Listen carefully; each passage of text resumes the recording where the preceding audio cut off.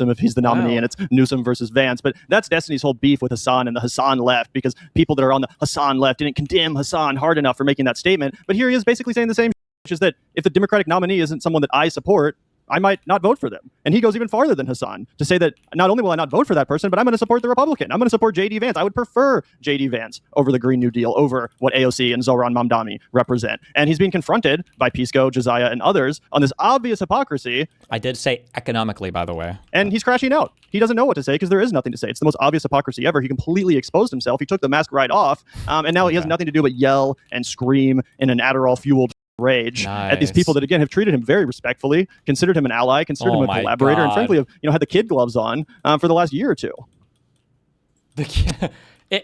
Dude, the only thing that I will cherish is watching the Republicans dig in on these motherfuckers, dude. It's just going to be so fun watching these people squirm who cannot handle the slight. These are the softest, soyest motherfuckers on the planet, okay? These guys probably bleed Vaseline. They're so soft and smushy on the inside. These guys are such fucking losers. And then the idea that I've been like gloves off, that I've been like unhinged in my criticism, it's so fucking weak, dude.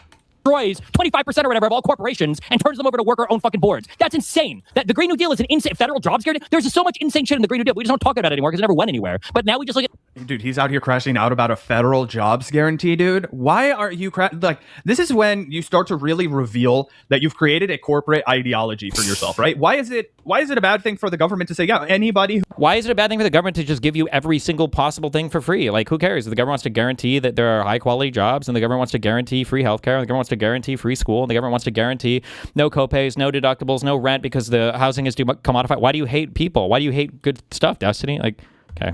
Who wants to have a job can have one, What does a and they can federal have one jobs work. guarantee like entail? That just means like no matter what, if you want a job, and I think the idea is that the government is always offering some type of work with some minimum level of pay. So the idea is that one, if you want a job, you can find one, and then two, I think it encourages or necessitates that industry pays more for workers. Otherwise, they'll just go to the federal job thing.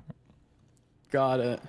But it just for doesn't the really government work at scale. None. This is all just like sloppyism stuff. Like the government could just give us a whole bunch of free shit, and somehow it's all going to work out in the end because free shit is like really amazing and pays. Bad thing for the government to say, yeah, anybody who wants to have a job can have one, and they can have one working for the government because we have a bunch of shit to do, Destiny. We have a bunch of things we need to improve in our country. We have a bunch of things that require all different kinds of skill sets, and that's great because America is a rich tapestry of different people with different skills. Isn't that wonderful? So we have people who are going to be great at rebuilding our infrastructure. We have people who are going to be great at sitting on the phone and walking the elderly through how to make sure they have access to things like their Medicare, like their Social Security, so they don't have to sit for hours and hours and hours and hours for nobody to pick up like J.D. Vance would do if he was running. Didn't you explicitly say, like, right now, we're assuming AOC is the normal sort of progressive that's a bit too left on some things, that you'd pick AOC over Vance for now? It was just about the hypothetical of what may happen with the commies and DSA by 2028. Yeah, but that doesn't matter because Josiah and Hutch are politically retarded and don't know what communism or Marxism or any of that shit entails. Correct. Sorry, not Hutch. Hutch does understand. The other two guys just don't know anything about politics. And then for these guys do, but they're mask on. So they take advantage of the useful idiots who don't know what's going on, and then they just say like, oh, well, we just want like healthcare for people. And then that's how it plays out over and over and over again. So you can never talk about like the broader like political ideology of these guys or the meta that they're trying to subvert everybody into because nobody has an understanding of American politics beyond like just liberalism. So like right, left, Democrat, Republican, and that's it. In the country, if they were just cutting corners and trying to balance the budget that never needs to be balanced. Okay, do you understand here? You can fearmonger all you want about a federal jobs guarantee. That is a winning fucking platform, Destiny. AOC is like the moderate. Remember, these guys always think that every far left platform is always the most winning platform. But if it's not winning, it's just because of capitalists or propaganda or whatever bullshit. It's always there's always some like external enemy. That's why the Soviet Union failed, because of the capitalist countries and because of America. And that's why socialism in any country doesn't work, because capitalists move in and destroy. There's always an excuse. There's always a reason somewhere for why it doesn't work. Candidate that's had to move away from like the far left, but it's such a meaningless question. Would you back a J.D. Vance when he said that he wouldn't certify the results of an election that he'd lose? Yeah, on liberalism grounds, hopefully. What? Yeah, that's disqualifying to me. But so is being a communist. Wait a minute. But so is being a communist. They don't, see these God and these fucking losers. God, oh my God, I'll get banned. Like they think it's base, they want it, and then Josiah and Pisco don't know what it is. It's like, kill me, dude. What are our politics right now? Again, AOC, not a communist. I'm sorry, but the only people that think AOC is a communist is like Russian Sean rules. Hannity. I was about to say Sean Hannity too. That's incredible. Fucking Yeah, the people on fucking Fox News, which apparently is where Destiny's getting his takes, getting his news and commentary these days. I mean, it's absolutely unhinged.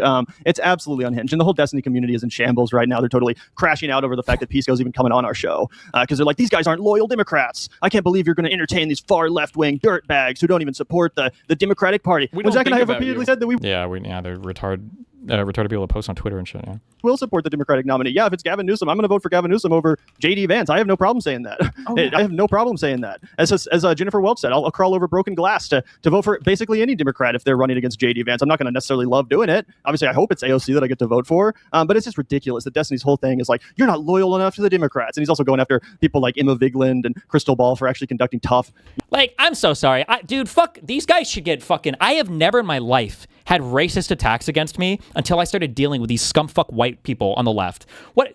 Destiny literally has Miami diaspora brain? What the fuck? These are like racist insults because my mom is Cuban. I've never even seen things like this before. But until I started coming to these dog shit fucking communities. Holy shit. These guys are so mad that they grew up on the wrong side of the political aisle so they couldn't call everybody the N-word. It's actually insane. Holy shit. Hardball interviews of candidates like Alyssa Slotkin and Mallory McMorrow saying that they've abused these centrist... And I will say it, I'm sorry, because now I am triggered. Fuck Pisco and fuck Josiah for never having the audacity to call any of these people out on any of it, okay? You are shitty people, you're spineless as fuck, and you have no real fucking friends, okay? To whoever the fuck is going to be in your political fucking orbit, and whoever's ever going to have, like, the most viewers on some fucking thing, but these things will break apart the microsecond there is any type of conflict at all. You will be dumped immediately, just like you dump the people around you.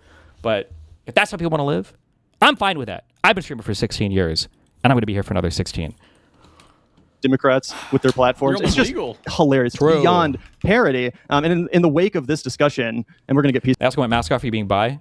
Everybody's homophobic. Oh, yeah, and the Adderall attacks too. And I think Vyvanse's not Adderall, please. Okay, yeah. All of it is permissible in this world, but it should be also. I'm not even mad at these guys, okay? These guys are retarded scumfucks, and they get away with it. And they should act like retarded scumfucks. They're like unruly children. The problem is nobody in the room who's supposed to be an adult can ever hold them accountable. Those are the people that I get more triggered at, but... Pisco to respond to this. In the wake of this discussion, Destiny has just completely lost the plot, taken his mask off, and has now resorted to the age-old tactic of calling people he disagrees with not just anti-Semitic, but actual Nazis, saying that Pisco would have been a Nazi in World War II during a debate with Mantis on the Tomfoolery Show. So before we get Pisco in here, let's quickly listen to this clip, and then we're going to interview Pisco himself. Like, your movement is so lost. Hassan is okay, but I would appreciate it if he didn't slut-shame women, even if they are Zionists. That's awesome. That's a good quote. These people are crazy, dude. The whole going at Pisco thing. I fucking agree. Pisco's a sweeper. He's being fucking annoying. He's being a pussy. He's weak. And I think it's fine to accuse him of being like pulling way too much weight for those cunts. And same with Josiah as well. Josiah was fucking disappointing. And I would fully go in on him. And I have been going in on them on Twitter. But I wouldn't call him an anti-Semite. I understand that you're doing this gay little functional anti-Semite thing. But why do you have to cross the line from like reasonable, he's a fuckwit, into like unreasonable, oh now he's just like hates Jews and shit. Or like he's an anti-Semite. Like it doesn't need to go into that unreasonable territory for you to make the same fucking point. Pisco would have been a Nazi in World War II. I don't know what you want me to say. I don't know if like the woke like time period, like the reaction to it, like broke all of your guys' minds when it came to any kind of social understanding ever. What the fuck do you think it means to be bigoted? Bigotry doesn't mean that you were born with an extra touch of evil in your heart. It means that you've created a permission structure and you have some beliefs that bias against a certain group of people that you use to facilitate mass hatred towards those people. I agree. So I fucking agree with you, but what is the difference between Pisco and a standard anti-Semite? Okay, the difference between Pisco and a standard anti-Semite is Pisco is a fucking autistic retard. That's what I'm saying. I'm saying you do way too much to Wow, even our chat won't let you talk like that. We're pretty dark woke, but They don't let autistic retard go? But homophobic attacks on my race or my mom's nationality or the medical ableism shit or whatever, that's all okay? They're so fucking soy. It's probably because they both grew up with retarded people in their family, because it has to be genetic, because these guys are beyond the fucking pale in terms of being actual fucking retards. It's probably personal attacks to them, seriously. Jesus. pretty crazy stuff over there on the Destiny arc. It used to piss me off with Vosh too, because they're always like 3 degrees away from making everything World War II, but alas. Absolutely. So again, that's a little taste of the Destiny orbit, the Destiny community. Nice, good clip there. Okay. The Pisco's tried his best to respectfully be a part of and collaborate with when he feels is necessary. I thought he's done a good job on the Live and Learn show, pushing back on some of what Hutch has to say, for example, at times. Well, again, always maintaining a respectful relationship. Like, look, these guys understand the game, even if they don't they understand it intuitively. Where, like, what do you call a commie goy? We need a word for that. Like, Pisco's the good commie goy. Like, he pushed us back on Hutch. That's good. On the Live and Learn show, we've got Pisco to provide the leftist critique of anything that Hutch says. Good for him, right? It's just so fucking cringe, dude. Holy shit. Coys. Back on some of what Hutch has to say, for example, at times. Well, again, always maintaining a respectful relationship with these liberal content creators and working with them as he sees fit. So I'm really interested to get his opinion on all of this drama, and not just the drama with Destiny, but also just the political landscape that we find ourselves in, the DSA momentum, the commie takeover of the Democratic Party. I'm interested to see if he agrees that it is, in fact, a commie takeover, or whatever Destiny described it as. I'm interested to ask him to his face, would you have been a Nazi if this was World War II? So with all that said, let's get Pisco in here. Absolutely. Let me adjust the camera layout really quickly, Pisco. So that I can get you framed up properly. Can you hear me? Oh yeah, we can hear you. I'm sorry. I'm just adjusting the camera and letting everybody know because we had it framed a little bit differently for our Oliver Larkin interview. Yeah, I'm going to bump your mic up just a little bit, Pisco. You sound a bit quiet, so I'm going to bump that up on our end just a tad. Let us know, chat, if the audio levels sound good. But yeah, we're super excited to chat with Pisco. Again, sorry to introduce you in that way with a bunch of people screaming and calling you a Nazi and an autistic retard and all that kind of stuff. Obviously, we don't agree with that analysis, but I just wanted to give our audience a little bit of the insight into the insane drama that's been popping off. I just can't believe how almost like abusive Destiny has, like in an almost abusive way that he's been treating you. Abusive. Like, dude, I can't. This space is just crazy, dude. Over a simple disagreement, saying that you're anti-Semitic, even though there's no evidence to support that. Can you just... I wonder if this is a 2-hour thing. Do any of them even engage with any of the point? I know that Pisco hasn't, because he can't. He's incapable of doing it. But, like, has anybody ever engaged with any of the arguments I brought up regarding this? Or because all Pisco did was he started crying, saying that this is a personal attack, and I think he just wants my attention. And then he proceeded to debate 400 people that are in my orbit about it. Why he's an anti-Semite or whatever? Yeah, like what? Like, do you have any response to any of the things, or any of the justifications, or any way that I laid any of that out? I think he's been anti-Semitic, but I don't think he is an anti-Semite. I guess, but I mean, like, this is a distinction that we would never draw around any other form of bigotry ever. Yeah, it's just so cringe. Explain to our audience how this all started. Can be racist without being a racist. Sure. Like. But like even saying that, right? Like nobody else would ever draw that distinction, right? And they certainly don't draw this distinction for any other group, like Muslims or 100%. Arabs. So like if somebody's like, I hate Mexicans, people call you racist, even though Mexico is a nationality and there might be other South Americans you like. Or if people were to say that, or if you are too critical about Islam or hijab or fucking Hassan sometimes, people call you Islamophobic. People were saying that El Sayed said some weird comments about Haley Stevens. It was about somebody else. But they're like, oh, that's because they're being Islamophobic because they hate the fact that he's an Arab man. And so they're stereotyping him by being Islamophobic and racist. It's just like so much... Yeah, it's just like and then I mean look at the fight over the word like genocide, right? Like it is so fucking important that you have to use this one term to describe what's going on in Gaza. Even though Pisco doesn't know anything about it, you have to use this one term, or else you're the worst fucking person on the planet. But then we have to draw like endless distinctions around other negative things can be used to describe me. Like the skepticism is so selective, and it only goes one way. And it's just like I don't think it's a genuine conversation. I feel like it's all I think that Pisco probably would have taken it better if you said like, "Oh, XYZ behavior is anti-Semitic from Pisco."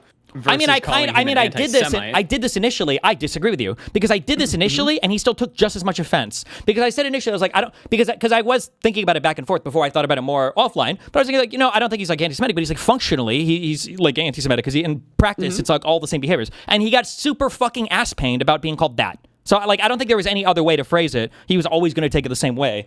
Like, because these guys have to, and not even, Pisco doesn't even know why he has to fight against the anti-Semitic label. But for the commies, the reason why they have to hold on to that anti-Semitic label is because they hate white nationalists and shit. And they want to be able to call the white nationalists neo-Nazis or anti-Semitic. And that's their way of attacking those people. But they associate those people with, like, Western world, first world stuff. They consider, by the way, like, Nazi Germany and stuff, they consider that part of, like, the Western world, first world, liberal world. And then the Soviets and the Second World on the other side of that. But they have to hold on to that term. It also lets them use the Nazi labels and everything else on people they don't like because they always talk about fascism and Nazi fascism, blah, blah, blah, blah, blah.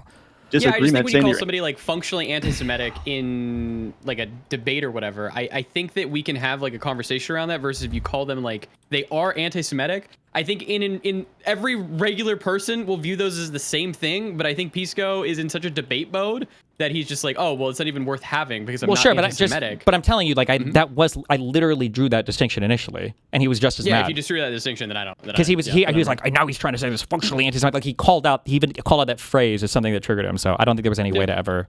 But I understand what you're saying. Get around it. Yeah. Destiny has, like, in an almost abusive way that he's been treating you. I think that if there were more sophisticated conversations happening about this, I think that there would be room to have like a more sophisticated conversation about it for sure. But like Hassan doesn't consider, or I'm sorry, Pisco doesn't consider Hassan at all to be anti-Semitic. He said he hasn't seen any evidence of that whatsoever. So like if that's where we're at on these conversations, like there's just no world Has he said that? Yes.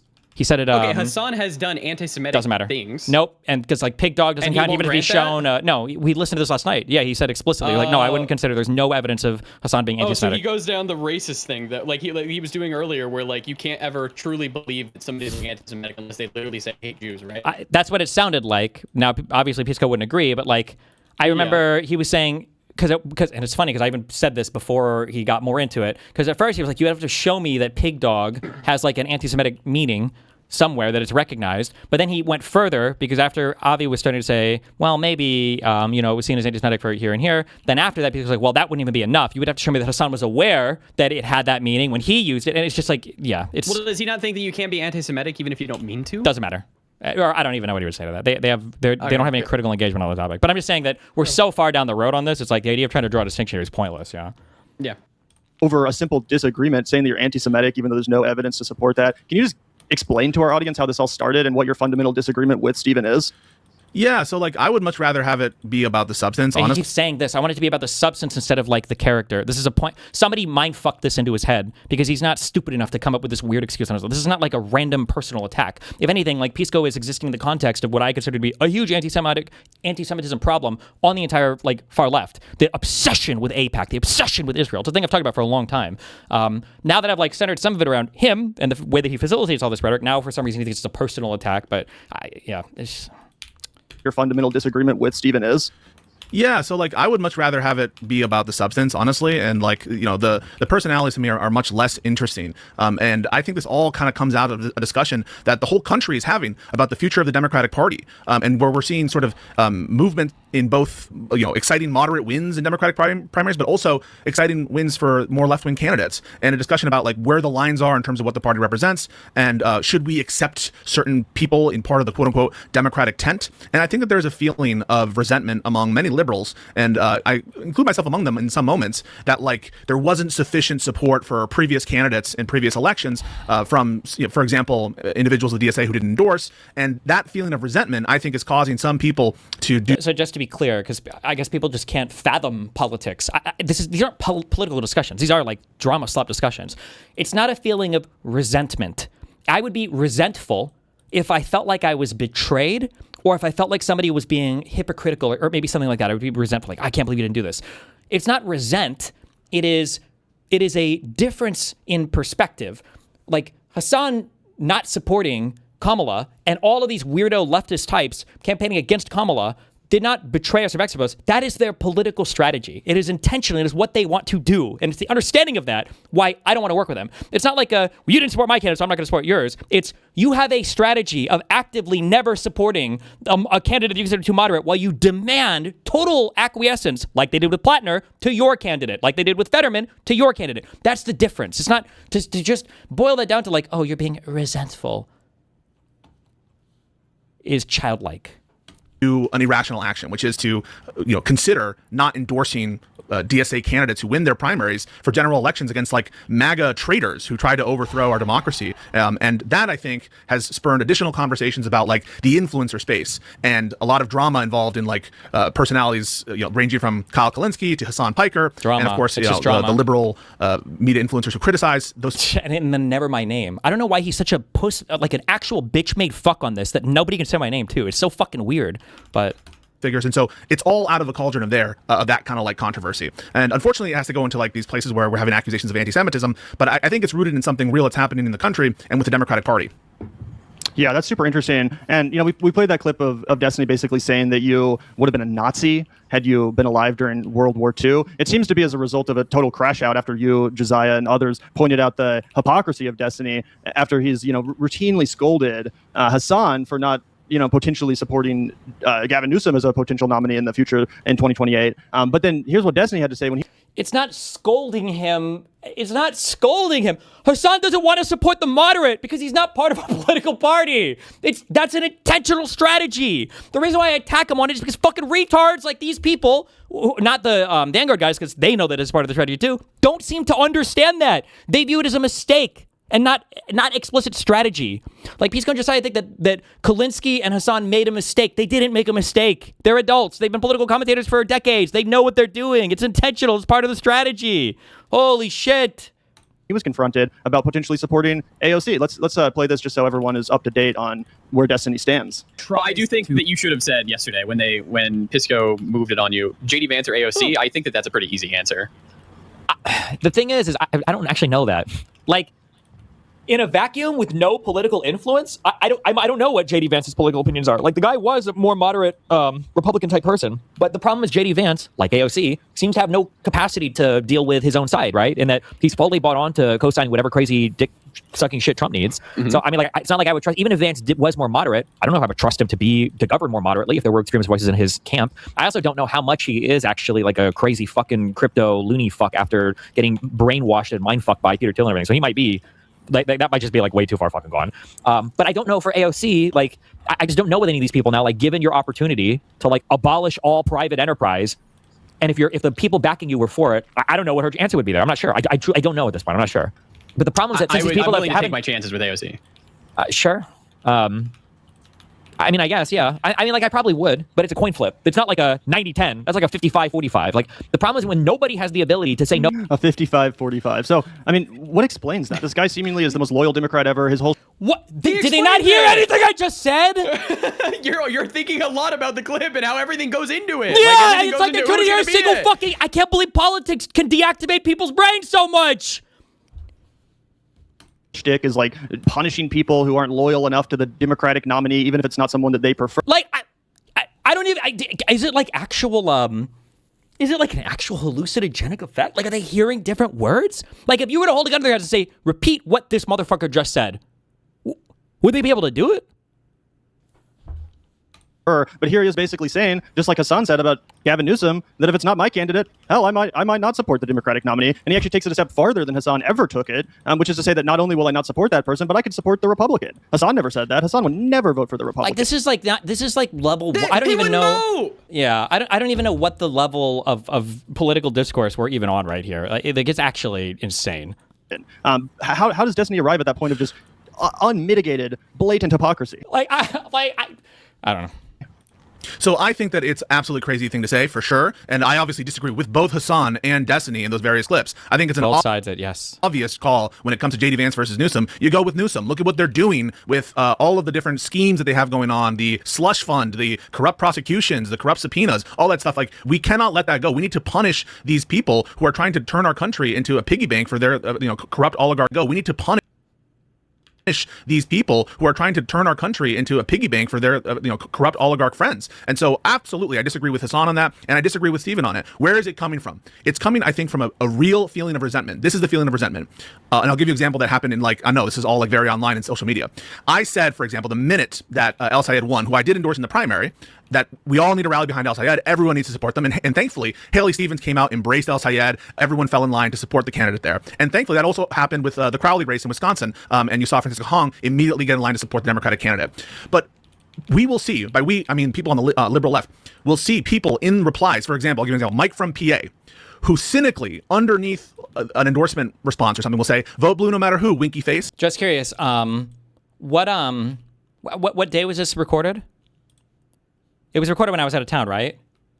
I don't know. I'm not sure. Pisco could flip my entire worldview. Not really, but it would give him a ton of credit. I wonder if he will call out Kyle Kulinski, Crystal Ball, all of the leftists that were replaying the that fucking the Tom Tiffany or whatever attack ad on Crowley, because all of them amplified it.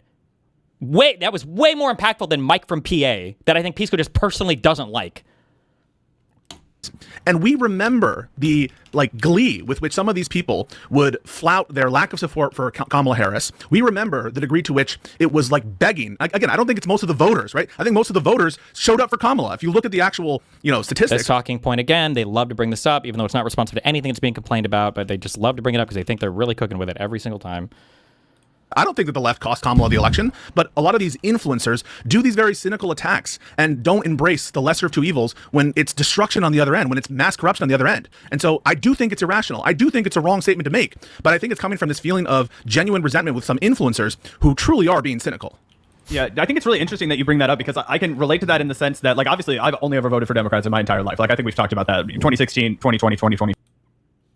Like, I have a perfect record when it comes to that. So I consider myself to be a Democrat, just the far left flank of the party. But I also can totally understand the resentment that people felt in the aftermath of Hillary Clinton, where it was like, hey, yeah, you just told everybody that supported Bernie Sanders that we were a bunch of sexist pigs. You know, here I am, 18-year-old kid, really interested in politics. You know, Bernie Sanders is talking about free college. I'm a young guy. I can't afford college, right? Oh my God. Really resonated with me. So I become interested in politics. Quick fact check, just curious. Are these guys both from ultra fucking rich families and they grew up in the fucking Bay and they had like everything given to them and everything? Because I feel like every single time a person gives his backstory, it's always the case, but...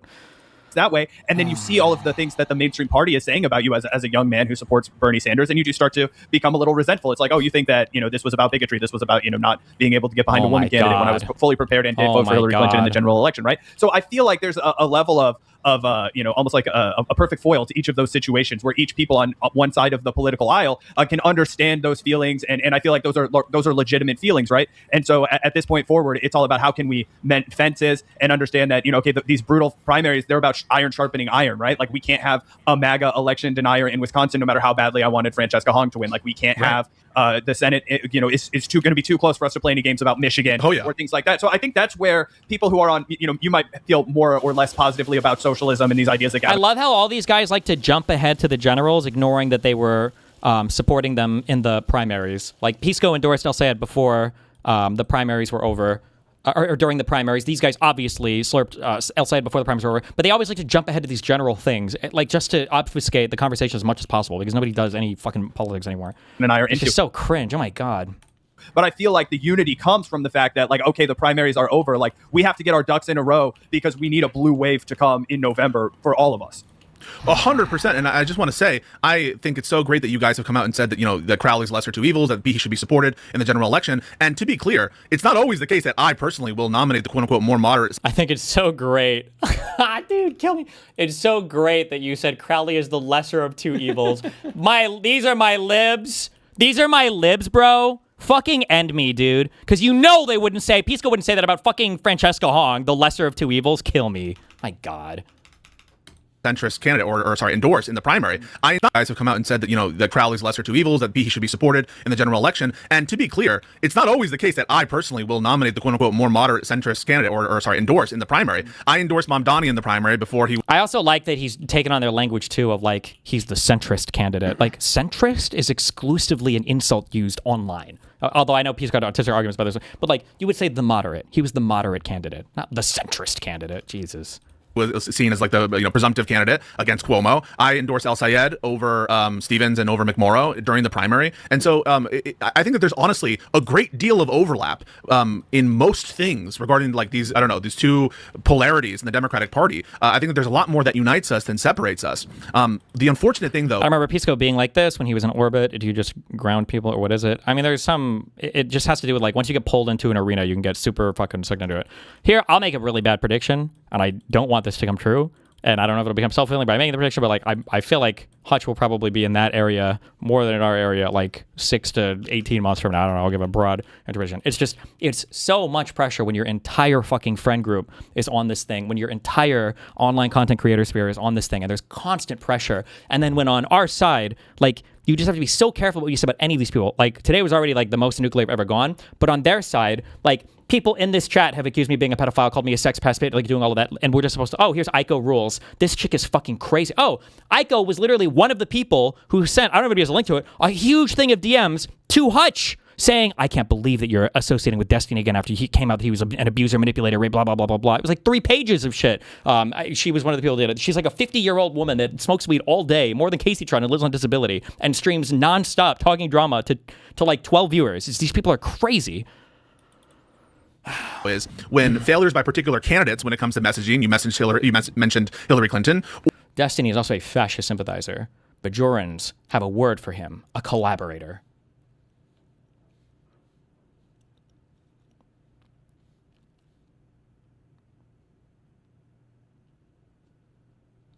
Jesus. Or when personalities online get us to forget about that for a little bit. And then in some of the conversations, it's really unfortunate, guys. Like, I've had conversations where people have said, maybe it is the lesser of two evils to vote for Mike Rogers. Maybe it is a lesser of two evils to vote for Tom Tiffany. He means Wick, but he won't say it. Oh my God, dude. in Wisconsin, forgetting about the fact that Wisconsin You've had those is a key conversations swing with state. leftists? With liberals. I'm not to name names right now, but like Why? I've had those conversations with liberals. Bitch man, that's who, why. I honestly don't, and I've had them with leftists before in 2024, right? And I see a kind of like parallel of that. And what I just want is a consistent through line, which is, listen, we're in an emergency situation, and you might not get your ideal candidate. Just again, we were in one. We lost. Okay, that was the emergency. If you failed that one, I don't know why the fuck you would want somebody on board with you for the next It's one. like the end game. So It's like our Infinity Wars. We fucking lost, it's, okay? Yeah, but we don't have time travel, so. It's Yeah, a consistent no through time line, which is, travel. listen, we're in an emergency situation, and you might not get your ideal candidate. And hell, you might not get it in 2028 for the presidency. But this is a clear and present danger. I'm glad that y'all are recognizing that. And also, people like Kyle and Crystal have come back and said, to their great credit, that they should. This is the most retarded fucking position possible. This is like a.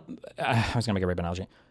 You can't collect virtue on both sides of an issue over and over and over again if it's your fucking job. You can't do that, okay? You can't go and trash somebody's house and have a whole bunch of fun and then show up to clean it up 3 days later and then pretend you're a good person for cleaning up the trash for the mess that you made. This is the most retarded take ever. This is like what's an abbreviated for like a gullible person like who gets scammed over and over again? It was like, whoa, he gave me half my money back at least. Like that was really good. Like, oh, Jesus. Have been more vocal in support of Kamala in 2024, and I really respect that. And they've said that they would drag or Kyle at least, I don't think Crystal said this, drag his balls across broken glass to vote for like even Joe Manchin. And so I'm really excited. I want to fucking win in 2026. I want to win in 2028, and that's what we should be focused on. Yeah, 100%. I mean, you're totally right about all these liberals who have been beating the vote blue no matter who drum their whole life because it's always their candidates that they're asking us to vote for, right? All of a sudden, these people are turning around. I think it was James Carville, maybe it was. Yeah, but you guys didn't. So now we're not. You didn't in 2024. You refused to.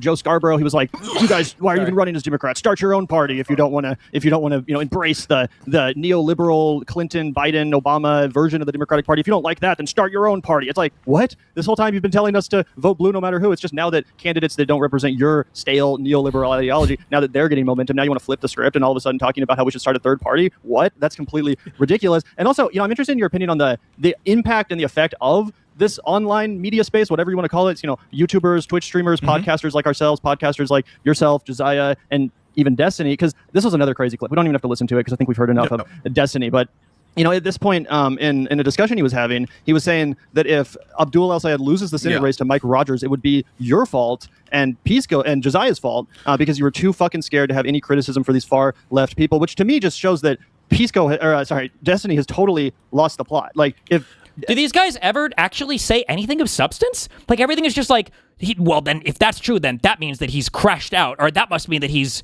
there's like never any like he's spike driven. He's like there's no actual like discussion. What kind of a podcast is this supposed to be? Or like what do we talk about here? Is it just like personal beefs with people? Dr. Abdul El-Sayed loses. If any Democrat loses, it's not your fault. It's not Josiah's fault. I mean, you have a YouTube channel with 30,000 subscribers. I think you probably and now they don't matter anymore. Now they're little bitty online content creators. Even more if you combine your Twitch followers, obviously. But these are like. Yeah, we're all like fairly a blip on the radar, honestly, when it comes to the media at large and who's actually influencing voters. I just think it's wild to be blaming your colleagues in online left-wing media or liberal media for candidates winning or losing, when in reality, we're not even supposed to be propagandists. It's not like our job is to come out here and enlist our voters to register to vote and vote here and vote there. Like, that's not really our job. You're not supposed to be, you don't think you should be representing the values that you have? That it's not important to have people voting for the things that you support? You don't view that? Like, I don't even know why I'm asking that. Like obviously these guys view it that way. So I'm having some responsibility there. Why the fuck would you not want to be influencing your audience to vote in a particular way? If like, what the fuck are we here for? If not that to some extent, no? Supposed to be political analysts, pundits, people that talk about our opinions. We're not on the payroll of the Democratic Party. At least Zach and I aren't. So for one, it's stupid for that reason. We're allowed to have opinions. We're allowed to hash out disagreements. We're allowed to say things that might not be 100% the most helpful piece of propaganda. Yes, I'm against I think everything should be pure propaganda. I don't think you should have any disagreements. This is very good faith criticism of my positions, by the way. These are things that I definitely 100% believe. Yes, true. Ever for the Democratic Party, regardless of which faction of the Democratic Party you're from. So what's your response to that? And do you think that accounts like ours and conversations like this, do you think it really even matters that much ultimately when it comes to this stuff? So I don't have a strong intuition about like the direct effect that influencers have on voting trends, right? That seems like an empirical question that like I don't have a strong notion about. Like my intuition is just having left-wing political accounts in general will activate people politically, regardless of even if you have bad faith criticisms of Democrats. If you're coming at it from the left, my prior, and again, this is not backed up by data, is it will give more eyes towards the Trump coverage, towards the corruption, and all else equal will motivate people to vote. And left-wing people tend to vote for the more left-wing candidate. I mean, that is just conjecture and it's just a story, but I don't really know the empirical data there. That's just my intuition. As for, you mentioned the Carville situation, real quick on that, there is a big sort of battle over a question of institutional competency, which is who decides what the lines are for the Democratic Party. I think we can all agree that there should be lines when it comes to the Democratic Party, but who gets to decide those lines? Is it the voters, or is it Ken Martin? Is it Chuck Schumer? Like, and I think as a Democratic Party, regardless of whether there should be lines, that's not the question. There should be, right? I think the voter, the Democratic primary voter, should decide what those lines are. And that's who I think should be deciding like these contests and what's okay, what's not okay, not James Carville. Specifically on the Destiny point, listen, I am not inclined right now to be charitable in terms of what he's saying there about Josiah and me being like causing elections. I mean, he called me an anti-Semite. I think that's like a crazy accusation. And I think it's a totally bad faith reading and frankly a lie based on like what I was saying in these many debates that I was having. We've talked to you a million times and I've seen a lot of your content. Don't hold that in your heart if that's something that weighs on you. I know. But to be charitable, I think what he's trying to say is like, it's that kind of type. It's this a liberal opening the door for this lefty type and not pushing back enough. Let me give you an example, right?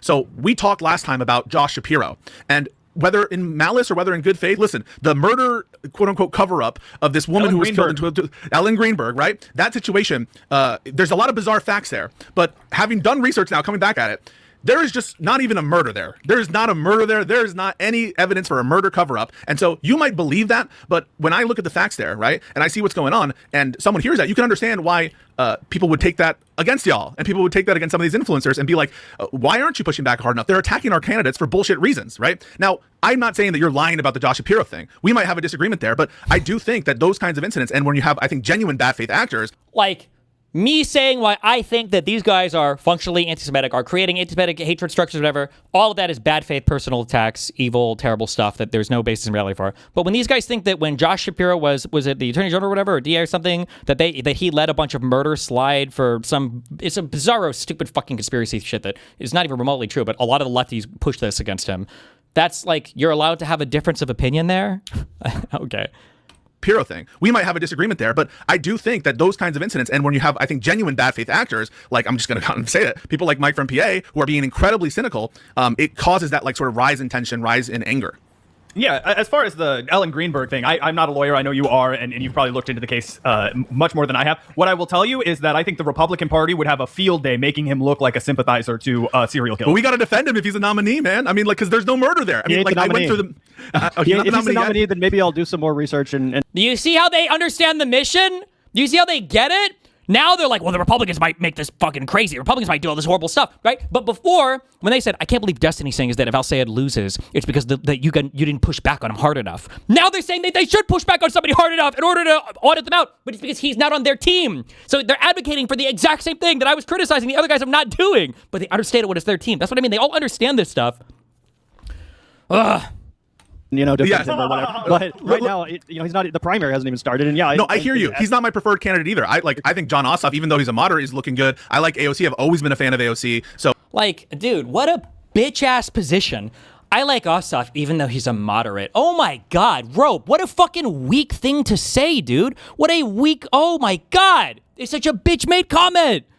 I'm keeping my options open, and Shapiro right now is not my preferred candidate. But yeah, like this is the kind of thing where when there's bullshit attacks from MAGA, and this applies, by the way, too, when they're attacking lefties in a bad faith way, which they often do, the Republicans. I think that there's a feeling of like there should be solidarity. We should bandy around against the bad faith attacks. That said, to your point, we should not just be shills. I will not be a shill for the Democratic Party all the time. I think it was corrupt, even though it's not that unpopular for Biden to pardon his son. I thought that was corrupt, and I have reasons for that. And I'm going to call it out. And I don't think that the issue is about calling out Democrats. I think you should criticize everyone who's doing bad things. I think it's about the nature of the criticism and these kind of like accusations of hypocrisy and bad faith. That's what I think the big issue is.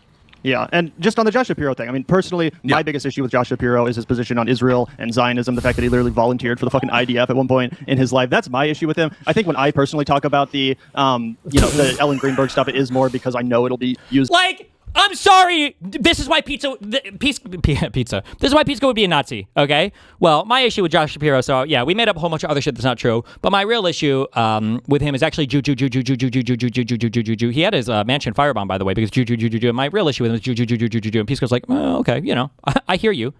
What a weak loser. Against him is a very successful tactic by the right wing.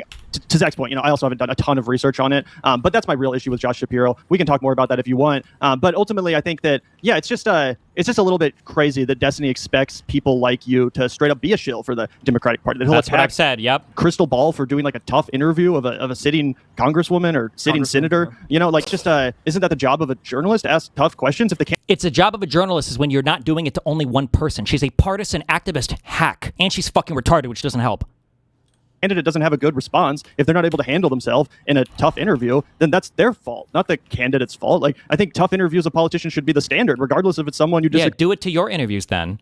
Go and look at the difference between when Matt Bernstein interviewed McMorrow and had to bring on Emma Vigeland to help, even though both of them were retards, compared to the glaze fest they did with El Sayed. Holy shit.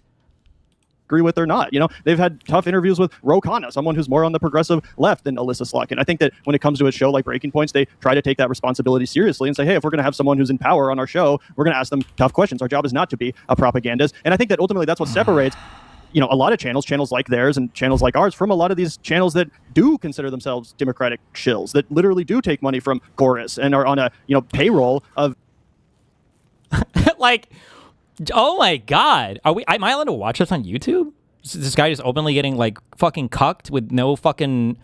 Or is he going to say something in the Chorus comment? For themselves Democratic shills that literally do take money from Chorus and are on a, you know, payroll of dark money, which exists to keep them as shills for the Democratic Party, to keep them from pushing back and asking those tough questions of the representatives of the... Like, he's got so much heat. These guys just rattled off like 20 retarded conspiracies and misstatements about Democrats on the far left. It's just like, oh my God.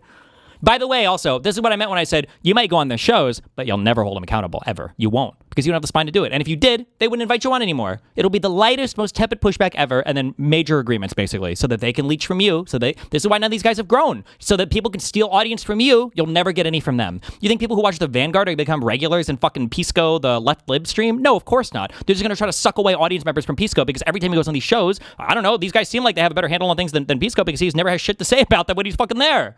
Democratic establishment, whether that's Alyssa Slotkin or... Sorry, he has to push back on the Chorus thing. He must. Buttigieg or Mark Kelly or whatever. So I'd be interested in your response to that. Do you think that the whole Chorus crowd, do you think that that is their mission, as it seems to be to me? I think you're breaking up a little bit. Can you hear me? Testing 1, 2, 3. Yeah, I can hear you. Are we actually breaking up? Hello. Uh-oh. Hello? Oh, is this a... Oh, I thought you were kidding because he asked I think about we're Chorus. losing you right now. No. How about now? Testing 1, 2, 3. Hello, can you hear us? We can hear you. All right, I'm just going to talk, and I think I heard part of your question. Okay, we're asking about Oh, Chorus no. and... All Sorry, right, I'm in Japan. I don't know if it's causing a problem. It's all good. Do you want to come leave and come back in? Hang on a second. I'll try to refresh. Just give me a second, all right? Sure. No worries. At first, I thought he was doing a bit. I thought he was doing a bit. Can you hear me now? No. How about now? Can you hear me? Hello? Hello? I'm going to refresh. Okay. Yeah, we can hear him just fine. Chat, can you guys hear him? Let's check on that. Convenient timing for Pisco. No, I'm just kidding. Yeah. We really enjoy the conversations with Pisco. I do think he's, you know, honest, and even though we disagree with him on a lot of the stuff, for example, Josh Shapiro, apparently, you know, I think that he's Hello? Hey, can you hear me now? Wait, hold on. Wait. Did he just say even though we disagree with him on the Josh Shapiro stuff? I thought when Pisco was there, they just said that they didn't do any research on it, so they don't have a strong opinion. Did I misunderstand? Hold on. No, I'm just kidding. Yeah. We really enjoy the conversations with Pisco. I do think he's, you know, honest, and even though we disagree with him on a lot of the stuff, for example, Josh Shapiro, apparently, you know, I think that he's Hello? Hey, can you hear me now? Okay, yeah, we're good. Okay, All right. sick. Did you Sorry hear my about question, that. Pisco, or do you need me to... Why don't you repeat the end of it? So you had mentioned Chorus, you'd mentioned Josh Shapiro volunteering for the IDF, and then this notion of like being a shill and doing like shill interviews. And so maybe just finish that up with your question. Yeah, so I was just saying that, you know, I think when it comes to a show like Breaking Points or when it comes to a show like ours, we're always going to be honest about our political opinions. You know, as Zach said, he's voted for Democrats every time. As I said, I'll vote for Gavin Newsom if he's the nominee. But I don't view my job I don't view my position in Democratic online media to be a propagandist or a shill for the Democratic Party. And I do think that's what separates a show like ours, a show like Breaking Points, from a show like Destiny or one of these many Chorus-funded outlets that do seem to see themselves as propagandists for the Democratic Party, as shills for the Democratic Party. Now, you can defend that and say, well, we need more shills because the Republican Party has dark money-funded shills, so we need shills too. That's a fair position, but do you think that's a legitimate distinction to mention? Like, you're absolutely right in the following sense. I don't think that you should just be a shill, especially if you are trying to make your name as like independent media from like a news perspective. And I know you guys were getting into it with Glenn Greenwald. I saw before the show. I don't know what he was. He said Marjorie Taylor Greene was able to see who AOC was long before anyone else. And I mean, that's crazy. I said it was a humiliating take, and I didn't even tag him. And he has like 18 months worth of like fucking bullshit built. So they had all this shit to say. And now Pisco will come out and attack Greenwald because Greenwald was attacking AOC. Up about me, and he wants to like spiel about how I got a haircut and I have tattoos and whatever the fuck now because he wants. That's the worst shit of it.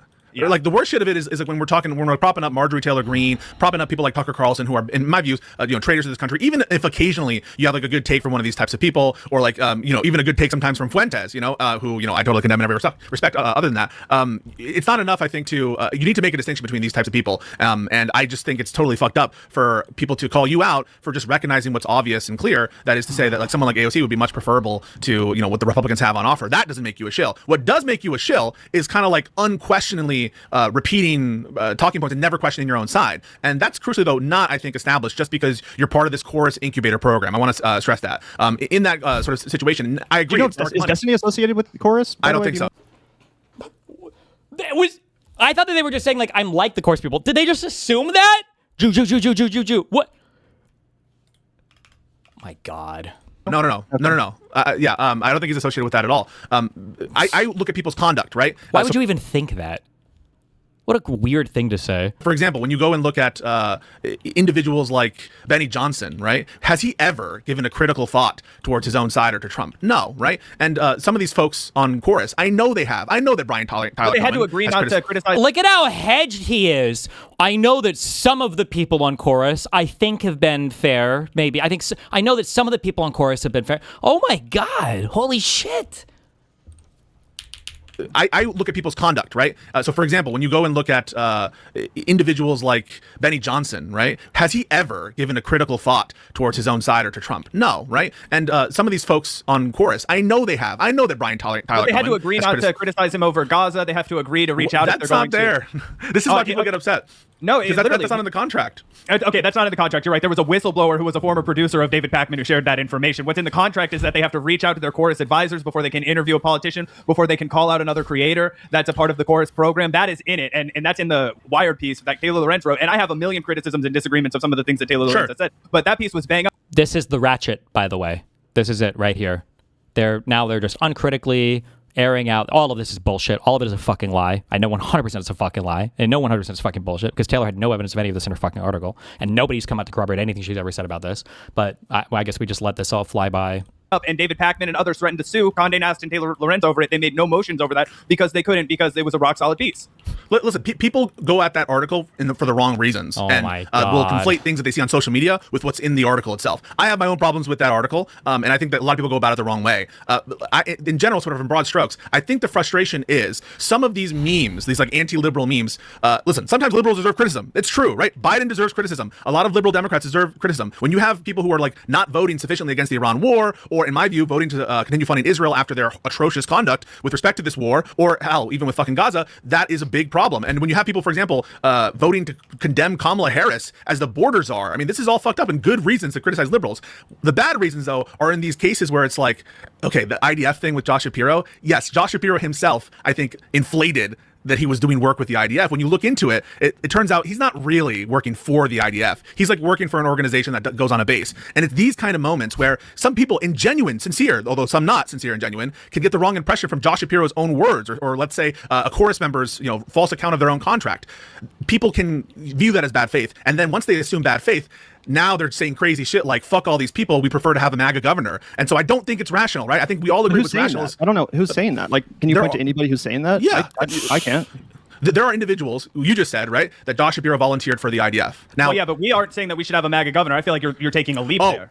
No, what I'm telling you is I'm trying to explain what I think is irrationality on the behalf of some of these people who are I think considering it's like fair to talk about. You see the one way, right? I can't be crazy. I can't be the only person that sees how this is a one-way relationship. That Pisco is brought here for them to launder their dog shit far lefty opinions. They're barely letting him get anything by on correction here. Basically, it's all just shitting on the libs. Pisco's barely pushing back on tidbits, and they're not even giving him the tidbits that he's pushing back on. It's just, this is the ratchet.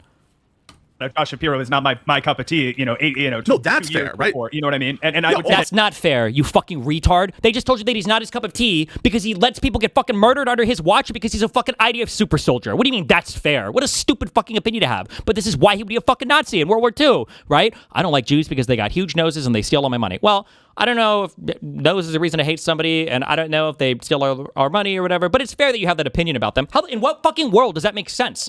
When all the reasons they've given you for hating this guy are reasons that you supposedly disagree with, how is it fair that they hate the guy when you disagree with every underlying reason? These are pointless. These are like, I don't even know. He's like self-soothing on this show, like trying to find some amount of agreement with them, and they're not giving anything because they don't have to, because he's here to bend the knee to them and their political program. his instinct to portray himself as a collaborator to the that IDF. should absolutely 100%. Yes. So I feel like that's kind of on him. You know what I'm saying? No, it absolutely is part of his responsibility as well. When was this Josh Shapiro IDF thing even? When was this? I'm guessing, was this way before October 7th, or was this like right? Or when? What was this? Wow, no doubt about that, and it should be considered. And I don't have a problem with you if Josh Shapiro were on the ticket, a week before the election, and he said some crazy shit, and you guys want to call it out. That's all good. That's all fair, right? Oh, it was when he was like 20. Okay. I think this is much more discreet and limited than a lot of people think. I think the overlap on policy agreement is much more there, especially among the base on some of these issues that we talk about, like the Iran war or prices or healthcare. There's a great deal of overlap in terms of the different parts of the Democratic Party. What I think is causing this problem, they don't agree with that, by the way. They agree that that's what the voters want, but that's not what the politicians want. They would say that there's an agreement amongst the voters, but that the evil politicians, evil Kamala Harris, and these people are actually preventing that from happening.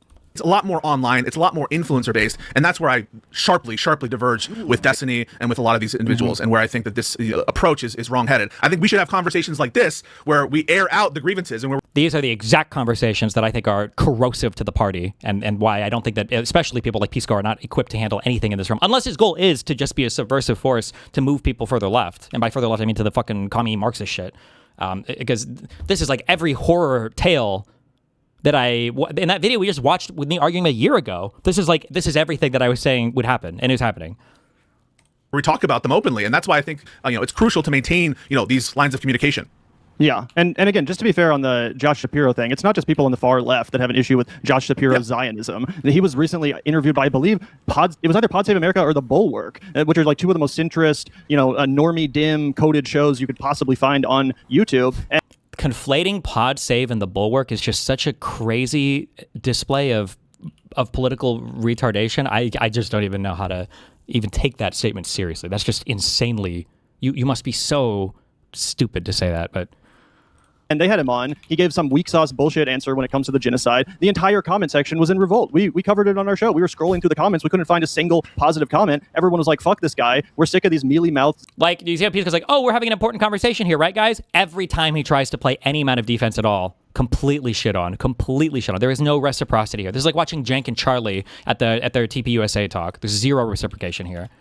Zionist establishment Democrats. They can't accurately identify a genocide when they see one. And that was their response. Obviously Zach and I have our own criticisms of Josh Shapiro, but you don't even have to talk about the IOF thing or the Ellen Greenberg stuff. I mean, yeah, we talk IOF thing for a living. We're always on air. We're going to bring that. Or the murder stuff. Oh, so he even knows the name of the woman, but he hasn't read into it at all or anything. And now they have to reiterate this, so they just have a reasonable disagreement on it, even though Pisco said before he didn't think there was any evidence of it even happening, but that's okay. They get to reiterate their point with no pushback because he won't push back on that. Stuff up occasionally, but it's not, you don't even have to go back in his history. You can just look at what he said 2 months ago when he was interviewed on Pod Save America, right? Or in his Politico interview that we also took a look at. That's our issue with Josh Shapiro. So I don't want to get lost in the weeds of his volunteering for the IDF and whether or not it was the IOF or the IDF or whatever the fuck. Like, that's kind of irrelevant to me. What really matters is the position that he's a Zionist, is that he won't call it a genocide. And I think a lot of Democratic voters increasingly. Who is this arm wrestling wolf? Are you looking forward to having another convo with Mr. Dillahunty? I don't think that guy will talk to me.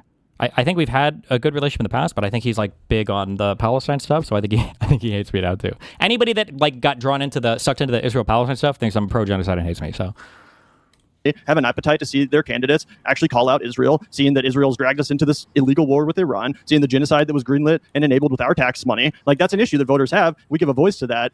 But ultimately, as Zach mentioned, we would never support a Republican. Like, if you're a Pisco viewer and you're listening to these guys, like, damn, I wonder what that Shapiro guy did, and you listen to their program to find out more. Like, this is a more accurate example of like what these guys thought about it. You mean the brutal murder that Josh Shapiro covered up because the killer's daddy wrote him a check?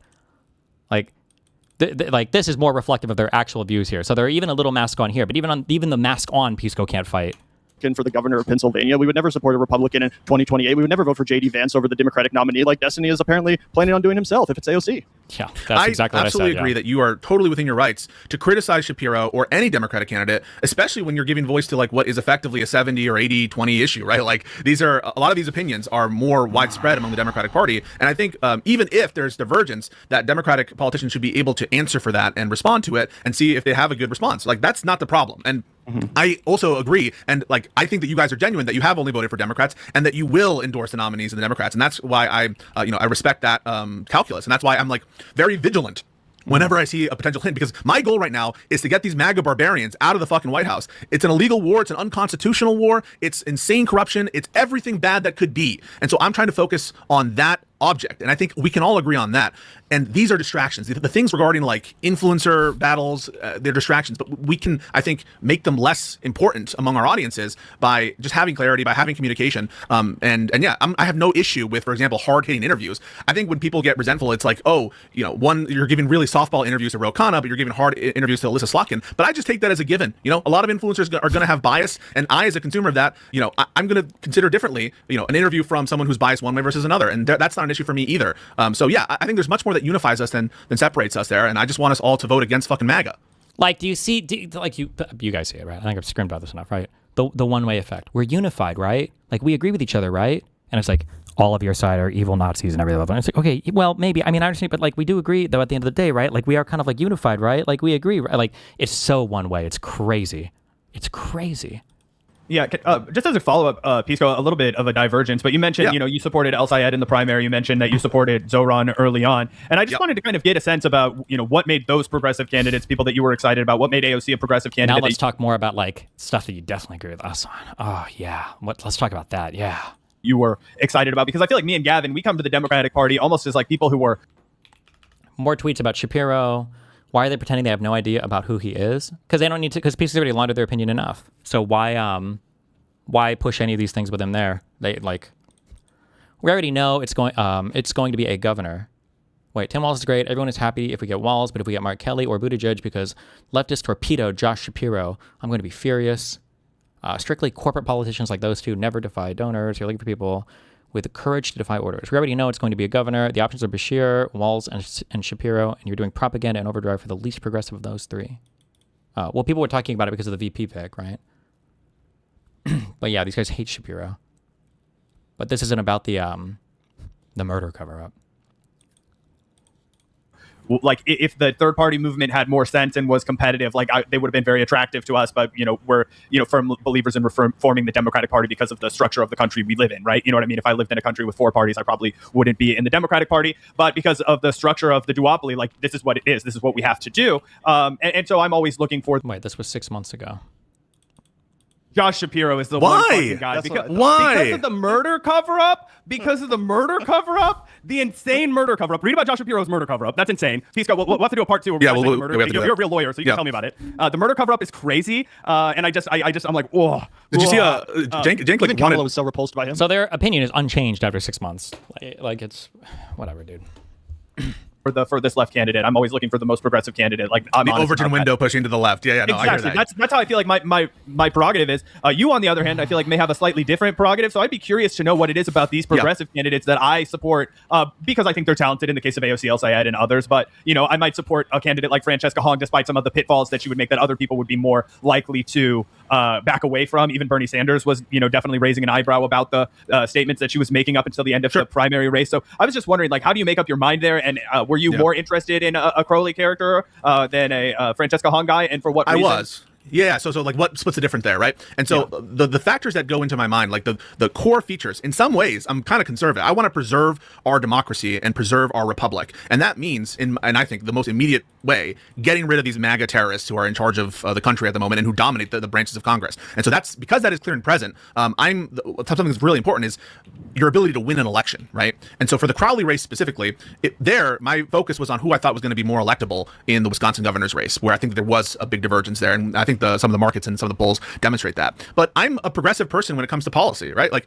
I voted for Bernie Sanders in the primary in 2016 and 2020. And so in terms of progressive policy, I'm right there. When it comes to El Sayed and Mamdani, different rationales. For El Sayed, I thought that he was... Guys, please stop bashing Diddy, the pedophile streamer. Please talk about how Trump is bad. Instead, also talk about how communism sucks. Nice. Much more likely to vote in favor of court expansion than Haley Stevens. And let me make the... Libs like Pisco supporting/defending Biden's genocide is what brought us the MAGA barbarians. Much more likely to vote in favor of court expansion than Haley Stevens. And let me make the case just real briefly about why court expansion is #1 priority, regardless of whether you're a liberal or whether you're on the left. Because these conservative justices are itching to strike down any progressive agenda, whether it's an executive action or whether it's legislation. The first chance they get, they are salivating about who is going to be able to write that opinion, striking down whatever champion legislation that you want to promote. Look what they did with the Voting Rights Act. I mean, there's so many examples of that on display. And so in response to what happened to Merrick Garland's seats and how they sort of packed the court with Mitch McConnell back in 2015, 2016 era, we should be expanding the court. And it's important for institutional reasons. It's important for the separation of powers. And I think that candidates who are more forthright in their support for that policy and other structural reforms need to be supported. So on policy grounds, I think El Sayed is much more likely to do that. Also, I prefer his policy when it comes to anti-Iran war. And so because I view Iran war as both a strategic, a constitutional, and like a moral failing, like for me, the Iran war is one of the biggest deals. That's also going to drive me a lot. For Mamdani, and just to clarify, you don't think that he's vulnerable in the general election of Michigan in the same way that Hong so was there in it's more Wisconsin? equivocal. Yeah, there it's more equivocal. I saw people were exaggerating some of the polls that had Haley Equivalent, but that's okay. Stevens ahead. The actual margin with the aggregate was like 2-3 points. And these sort of primary polls are, as we can see, much less indicative, especially when it's the general election matchup in these sort of early times. And so because the margin, in my view, was much smaller there, that was the dominating factor. And because he would actually be in a position to do court reform, the Wisconsin governor's not going to be doing that, right? I'm adding more for that position when in the context of someone who can actually actualize because it, right? people also did say, and this was in my opinion why Bernie lost to Joe Biden. They said, well, you might like Bernie's policies, you might like his vision, but he's going to lose to Donald Trump. Joe Biden will win to Donald Trump. In my opinion, that's actually what successfully scared a lot of voters into getting Joe Biden across the finish line in that primary. Because again, it's not that they preferred his policy vision over Bernie; it's just that they were terrified he would lose to Donald Trump. And I'm worried about that sort of meme getting regurgitated to just support the establishment. It proves candidate. too much. Of course, you're right. It proves too much to say just electability, turn your brain off. And I never have tried to approach it that way. I also thought charisma, that'll get to Mamdani in a second, is really important. I think Hong lacked that. I think even people on the left wing acknowledge that in terms of charisma and the ability to actually make movement there. So that's priced in as well. But you're right. Like it actually wasn't clear based on the general election matchups in 2016. I thought Bernie would have won against Trump. And so I don't think it's always the case that the more left wing candidate is like less good in the matchup. A big test is going to be in Michigan. And lastly, I know I've been talking a lot on Mamdani. There, I thought Cuomo was going to be much more conciliatory to Trump. I mean, he was already signaling that way, and he has shown like there's so many skeletons in his closet. Mamdani, I could see even early on, even before it was clear that it was going to be a competitive race, that he had charisma, that he had vision, and he was the alternative to Cuomo. Therefore, not only did I endorse him, I actually voted for him. Twice. Well, that's good to hear. And I think, again, as you mentioned, we agree on a lot more than we disagree on. I think it's really important to have these healthy conversations and hash the stuff out. And I guess my next question is just as an extension of that discussion, what direction do you think the Democratic Party should take? Obviously, it's up to the voters, but what direction do you think the Democratic Party should take in 2028 as we prepare to nominate a candidate that will ultimately go against, most likely, J.D. Vance, the next in line for the MAGA dynasty? Who do you think is the best candidate, or who, like among the candidates, who would you say is the best candidate to get the job done and who will actually inspire voters to vote for the Democrats again?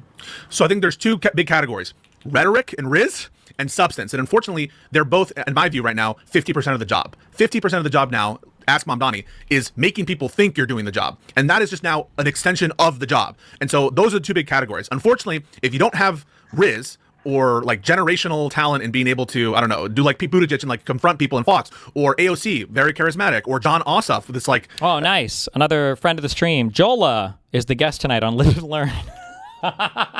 Classic. It's just fun. It's a joke. Whatever. he's insanely good in all of these, both in the sort of committee setting, but also on the stump. And so if you don't have that, you're going to be Yeah, it's not hard from these guys to get what you want. Yeah. a big negative, big negative. And so that's on the rhetoric stuff. I think that you need to have race, and unfortunately for some people who are more averse to like populism, right? You need to have that populist rhetoric. You just have to, right? Like we are in that moment, and that's the language that people hear politics in. And so regardless of whether or not you're quote unquote a policy wonk or you're abundance pilled or whatever, it needs to be sort of couched in something real that appeals to the people. So that's on rhetoric. On substance, I'm much more like, for me, the concentration is on structural reform. It's on court expansion. It's on giving the vote for people in DC. It's on punishing these Trump corrupt thugs, right? It's about enforcing our antitrust laws, right, that we have on the books. And so much of this is, in my view, anti-corruption efforts. That's what's bread and butter for me. So those are the efforts that me personally, I want the party to go in. But, was January 6th the thing that pushed people over the edge in 2024? Maybe not. And so I think there also needs to be an affordability agenda and like a healthcare agenda. You can see Democrats do very well on healthcare. And so they need to push that. They need to push affordability. And so I know that's very general and like sort of broad strokes, but that's kind of what I'm looking for. I'm looking for support anti-corruption. for AOC 2028. That's what I'm hearing. I'm a big fan of AOC. So right now my top candidates would be people like, and I know Chris Murphy doesn't have a lot of riz, but AOC, Chris Murphy, John Ossoff, these types of people. Those are the candidates that I'm looking to. Up in the rest of those names in the polling, in the election. Early. Yeah. I mean, the best I've seen, and Ossoff is my dark horse too. I've been saying like, hey, watch out for him. The Democrats love a white guy from the South that can win a swing state election. Georgia, yeah. I think that's going to be huge for him, but he's still polling like 4%. So he's got a long way to go if he's going to make up for it. I think he does have a long way to go for sure. What I like about Ossoff is that I think he can really be unifying, because I think that a lot of people can be inspired from him from many different sides. I really respect Kamala for stepping up to the plate for Biden in 2024. I think if Biden was a nominee, and by the way, we still have some Biden dead enders who think that Biden would have, that this Bernie would have won. There are people who say Biden would have won in 2024, and I think that that's fucking crazy. But I think Kamala really did an honorable like thing. Nixon versus McGovern for Donald Trump. If I think yes, I happen to agree with that. I think we would have lost like New Jersey and all that shit. And listen, Kamala Harris has been sounding better on some of these issues. She's not my preferred candidate because she lost. Oh, they're gonna hate that one. Already, and because I think that she crucially lacks a lot of the riz that I think is important. But that said, I would vote for a heartbeat, and you would too, as you did in 2024, for Kamala Harris if she were the nominee against this reptile JD Vance. Yeah, of course, yeah, obviously. And listen, if I've even the shit I'll talk on Josh Shapiro, right? Like at least the guy believes in democracy, right? At least the guy is, so of course that goes without saying. I personally am just going to try and talk as much shit on him as I can until God forbid he drops out of the primary and doesn't win it. You know what I mean? Oh yeah. I've said before, there's only one Democrat that would cause me to vote green again, and that's John Fetterman. If he was somehow the nominee. I disagree with that, but I understand that. Yeah, so I disagree with that, but I understand. But Fetterman is just a mess. I mean, this is the kind of weakness that we get, and people don't understand, right? Like, yes, sometimes the left wing, from the perspective of liberal, is like annoying or something. But who were the people who were like fucking up Biden's agenda? Manchin, Sinema? Who are the people who are voting to like censure Kamala Harris or Al Green when he's like stepping up on the speech or whatever? That's like Tom Suozzi. That's Marie Gluesenkamp-Perez. Now I'm going to fall behind those candidates and get in line, but I don't really think that we need to have weakness as a preference in the primary. And Fetterman is weak. Yeah, he's not going to run either. I'm just obviously. And I think he'll get crushed in a primary. I mean, he said he's not going to run against. Oh my God! Is it McCormick? Oh my God! I'm not remembering now the senator Republican. I saw that. But he's going to be a one-term senator. He's going to be a one-term senator. There's no way he survives re-election. I doubt he even fucking runs as a Democrat in the primary. He'll probably do the Joe Manchin shit and be like, I'm an independent now or whatever. I hope Summerlee gets his Senate seat, but I digress. We haven't addressed the elephant in the room. Hassan Piker. What about him? Session. So part of these conversations, and I just want to be honest with you guys, where I'm getting frustrated, it has to do with his influence in the party and his influence in terms of running with these different candidates. And basically all of these people, whenever I have these conversations where they're considering running, or I don't know, voting for Republicans maybe, or sitting out elections, they raise Hassan Piker as an issue. And I wanted to ask your thoughts. What do you think of Hassan Piker's influence in the Democratic Party? What do you think of the response to Hassan Piker from, you might say more establishment figures? I mean, I think that it's pretty obvious that we need a Hassan Piker on the left, someone like Hassan Piker who can make noise online, who appeals to the youth, who appeals to people that might not, typically be involved in politics. I don't agree with everything he's ever said. Like, Zach and I have said that we don't really agree with like leaning into Maoism or defending Mao, like stuff like that on the margins where I can say I don't agree, or I think that's a little bit cringy or LARPy. But like they call it on the margin so that they can say directionally it's the same thing, but that's the point. These aren't the margins, it's the point. There's no one who I agree with 100%. And ultimately, I think he's used his influence in a very legitimate and serious way as a political activist, not only to help support candidates like Abdul El-Sayed, but also, to bring more attention to really important issues like the genocide in Gaza and why Israel needs to be opposed. And I think he's done a good job, again, at centering the conversation on really substantive issues. Even if I don't agree with everything he says, I think this caricature of him is this crazy, radical Nick Fuentes. Like, for them to criticize the Mao shit, meanwhile, their podcast is literally called... it's called The Vanguard. Like, Bruh. the left or whatever is just completely inaccurate. Zach, your thoughts? Yeah, listen, I tend to agree with Gavin. I think that if we're going to have a candidate that, or a candidate, excuse me, a person on the left who is, contending and competing for the #1 Twitch viewer, then that person is serious and they have to be reckoned with. Obviously, I think that Hassan has said edgy shit that, you play that, you're like, Zach, do you agree with this? I would say no, right? Like, I wouldn't, I wouldn't, conduct myself that way. And we've given live examples of that. We've never shied away. Some people get really pissed off when we say we disagree with Hassan. There are people that like get nuclear pissed off at us and they're like, how could you say that? Hassan is always right. And I'm like, go watch Hassan's stream if you want somebody to always parrot Hassan. You gave the example of Gavin Newsom. Like, I said I was 100% with Jennifer Welch. I'd crawl over broken fucking glass. And we talked about how, like, we live in Kansas City, Missouri. Like, I live in a MAGA fucking state. Like, I know what it's like. I'm constantly reading about local restaurants where people are victims of ICE. I'm constantly reading about the fact that, we can't rebuild or fix something. There's no budget, right? The fucking state's bankrupt. The only time we've ever built anything new was when Joe Biden's Build Back Better initiative gave us some fucking money, and then people didn't even turn around and support him at all. So it's a difficult place to live, but you understand the threat of the Republican Party. Gavin and I remember the Tea Party. It was fucking huge here. So, Jennifer Welch, I think, does a great job of articulating. It's like when you've lived that close to it, she's like, I'm in Oklahoma. Like, if you've grown up in Kansas, Missouri, like, you understand, hey, there's stakes to this shit. Like, I remember Eric Greitens. I remember when Sam Brownback was the governor of Kansas when I was a kid in elementary school. Like, I know how devastating it can be for the state when Republicans win. So happy to disagree with Hassan on the margins, but I just think when you have that much celebrity and you can, take a guy like a Hartzell who, didn't necessarily have the best chance of success in Kansas City, but they were trying to support Democrats in Republican plus, like, heavy Republican districts and give them a chance as DSA back candidates. He does a stream with Hassan and raises like $30,000, right? It's like, that is power. These kids watch him. And so I just think far better to have them watch that than Asmongold or any of these other fucking chuds on the right. Definitely. Yeah, the Asmongold shit is crazy, and no, I appreciate that take. I think that there's a lot of sort of consternation online about some of these statements from Hassan and his positions and the Mao shit, and so yeah, no, it's interesting to have your take on that. I'm curious though, on TYT stuff. Have you guys had any interactions with TYT, or have you been covering what they've been doing in recent months? We did right before you came on the show. Oh, we reacted to Jank saying that AOC was going down the Kristen Cinema path, which it's crazy, completely baffling. That's the shit that pisses me off. Inaccurate. So yeah, fuck TYT. I think that Jank has become quite literally a Tucker Carlson op. Someone that's just exists to boost the likes of Tucker Carlson while he simultaneously tears down AOC at every fucking chance, acting like Tucker is who should lead us out of the MAGA mess instead of someone like AOC who represents the DSA. So I think that's totally crazy. But what's your take on Hassan? Do you not think his influence is a good thing? So I'm not sure about like what effect he has on the overall electorate. Like I don't understand why these are like statements that you make when you're like afraid to own a position. It's like, well, I don't think that they have an impact. Like, what are we talking about here? Hello? Told you, my prior is that just being on the left and appealing to people who maybe aren't politicized yet, getting them engaged, will, all else equal, increase the amount of support for Democrats, just because I think politically activated left-wing people are more likely to vote for the more left-wing party. That's my prior on that. And so if Hassan versus not Hassan were an option, right, like, I just think all else equal, I don't have any data for this, that sort of presents itself as more positive for Democrats. That said, right, like, there's also the consideration of like giving needless ammunition to right-wing people. And here's where I will broaden it out to be more DSA focused. Like, there's some good shit that DSA people say. Like I told you, sometimes I prefer the DSA candidate. I support it, or the DSA preferred candidate, even if they're not DSA. I supported Brad Lander over Dan Goldman, even in the New York, even though I thought Goldman was like a pretty good member, and he voted, or he was really good in the hearings, especially on issues that I care about. I still thought Lander was better. Notwithstanding that, like, why do this abolish police stuff? Why do the abolish prison stuff? Why I don't think Hassan agrees with that. But it's a kind of vibe of it where like needless ammunition, and that's where I'm like, I get a little frustrated. But at the end of the day, you're going to have to fight those bad faith actors, and you're going to have to fight these like bad narratives from your own side, no matter what. And so I don't know what the overall effect of it is.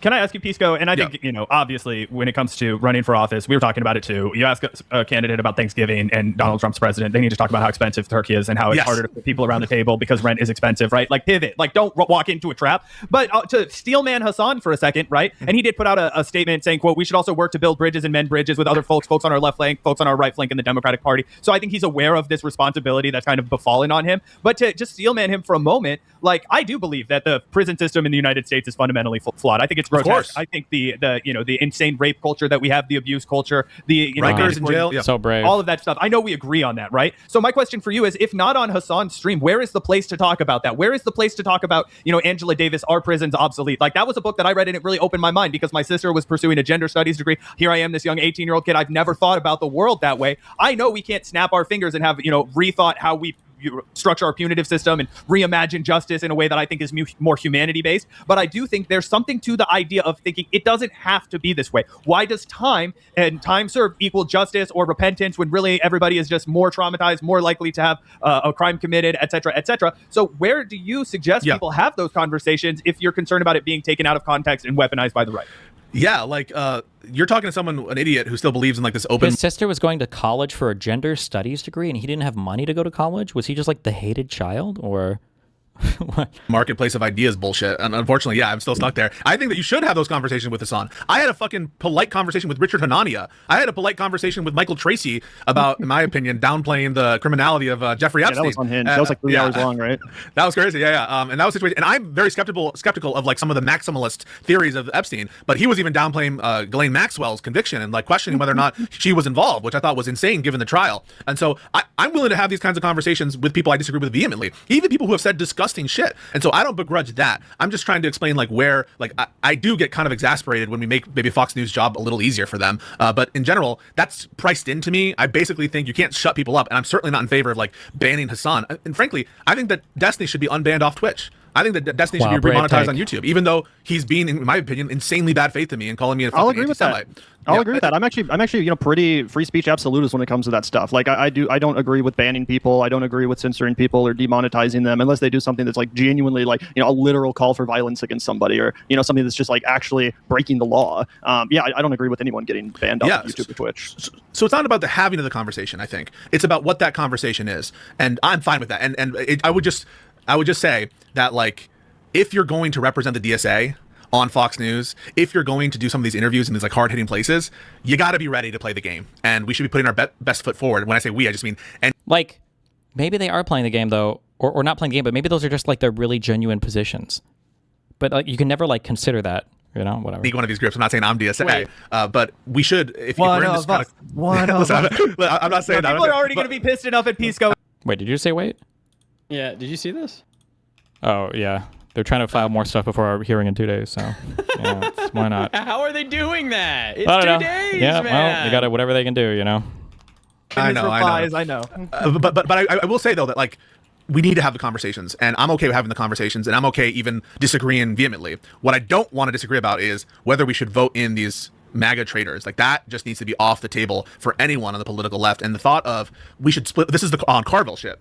This third party stuff is for the birds. It's never going to be effectuated. And all it would do is hurt us because there is a significant portion of the Democratic base that both identify as Democratic socialists or, their sympathies lie towards someone like AOC and Bernie Sanders. And so we can't excise that from us. That's part of the Democratic coalition and I think should be in the future. And so we need to be able to live and work with these people and like get along with these people. That's kind of my view. And I've been criticized heavily for that view in the last few months, but I'm going to stick to it. No, I hear you, bro. And we're about to wrap this up. Really appreciate you for stopping by and having this great conversation with us. I love chatting with you because you aren't afraid to disagree with us. You aren't afraid to challenge us. And, it gets boring just talking to someone who you agree with 100% of the time. So really appreciate it. And I will say just on Hassan too, I know you're kind of now like an ex-member of the Destiny left, if you want to say that, now that you've, I guess, banned him on or blocked him on Twitter and all that kind of stuff. But I do think it is outrageous for anyone who associates with Destiny to say that oh, thank God. I was going to say, there's no way they'd do this for an hour somehow longer. Hassan's rhetoric goes too far. Hassan has said things that, are a bad look for the Democratic Party. When I could go back and clip endless amounts of edgelord bullshit from Destiny's show over the years, like him laughing. But I don't stand near candidates. I don't ask them to campaign with me. I'm not bragging about, like, oh, they called me out to do their campaign and we talk on the phone all the time. Like, but don't worry, I'm sure Pisco will push back on this point. Laughing at the fucking firefighter that got shot at the Trump rally in Butler, him laughing at victims of gun violence in various different circumstances. I mean, I think it's objectively true that Destiny has been far edgier than Hassan ever has been throughout the entirety of both of their careers. Oh yeah, you want me to play this clip before you react? This is a good one. This is a good one. Good pushback. I'm like 92% sure I should be allowed to say the words like nigger or faggot within the context of an appropriate discussion. I'm like 90. And oftentimes it's not. Well, I'm pretty sure this has to do with getting whether or not you can get banned on Twitch for these things. What is this clip even supposed to prove? What? In the context of an appropriate discussion, when we've heard Destiny. Listen, context is everything. You guys are gonna hate me for saying that, but like I understand edgelord stuff. On that, I agree. Context is everything. I'm gonna think very differently about a black person saying the N-word than a white person saying the N-word, or if it's a joke or if it's a fucking movie. And so I think you play that round the clock when if Destiny starts campaigning with people and that gets but I'm not gonna be bad faith though. I don't campaign with people though. That's a difference. I don't. And if I'm canvassing, we've never done this in the past. We're like, I need your candidate to come to our canvassing house and be with us and show up and everything and blah blah blah. Not for any like large races. Jesus. I'm just telling you, Yeah. right? If we're talking about things that people will take out of context and use against the Democrat, I think there's a lot of ammunition that comes from Destiny as well. I get it, and I would prefer we don't do this, Oh my like going back God. and trying to just like virtue signal all that shit. And I certainly take umbrage with the accusations that I'm anti-Semitic, just because I want to fucking define the word in a way that makes sense. And that I totally take that point. But no, I do think that there needs to be some grace given. But it's got to be mutual, right? There's got to be some mutual grace. But I understand your point. Yeah. Well, really appreciate you coming on, bro. It was a great How do I... I'm lost. How would I balance? I just need to get these things to go on both sides of the lanes here in as little space as possible. chat. Love talking as always. And also just, we've been through a lot of backlash from our community at various times in our career. I do feel bad for you seeing just all this unhinged hate coming from Destiny and his army of fucking bots. Like, it's completely unhinged. They're accusing you of things with no fucking evidence, calling you anti-Semitic, even though, you're the least So anti-Semitic much person we've ever fucking unhinged. chatted with. Like, it's crazy. So I do feel bad, and I hope that you're able to kind of dissociate yourself from that toxic sphere if you intend to. Well, my intention is to keep doing me, and I'm not going to let people police what I do. I talk to people who are Destiny supporters all the time, and a lot of them are really good conversations. So I don't want to throw the baby out with the bathwater. With him specifically, I think that they're lies and it's bad faith, and I don't have any intention of engaging if people are just blatantly lying about me. But in general, I think that there are good people who even agree with a lot of the things he says, and I'm willing to have those conversations even if they're difficult. That said, though, obviously there are lines to everything, and personal lines that you need to take, and I hope people understand that. Yeah. Well, anyway, take care, man. Really appreciate you coming on the show. It was a great Thank chat. you, guys. Appreciate it. Thank you. Peace, Pisco. That was some good stuff, man. Yeah, great chat as always. Really appreciated the discourse, and glad that Pisco was able to stop by, even though he's in Japan right now. Yeah, it's crazy he was in Japan. I thought he was for real. Like, I could not tell for a second if he was fucking with us or I thought he might have been too. if he was actually like running. I was like, do you know? Jesus Christ. I have a show I'm doing in 45 minutes with the... I don't know if they're the commie guys. Oh. I'm The people I talked to last literally just assuming that, though, but I don't actually know if that's true or not. Hold on. No, not the, yeah, I shouldn't call them the commie guys. Wait, James Vagabond? Does that sound right? Yeah. Oh. One of them is a commie. James Okay, is a commie. The other guy, I don't believe.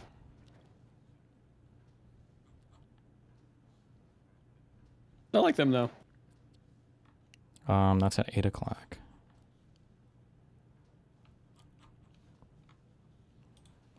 Dude, I cannot believe they put more shit on the docket. They're whatever they can do the day before. Why not? The judge is gonna be like, yeah, sorry, I gotta read all this. We're gonna have to push this back. Tom Tiffany ad labels his Democratic opponent David Crowley as data center David Crowley. This data center thing is going to be the election issue.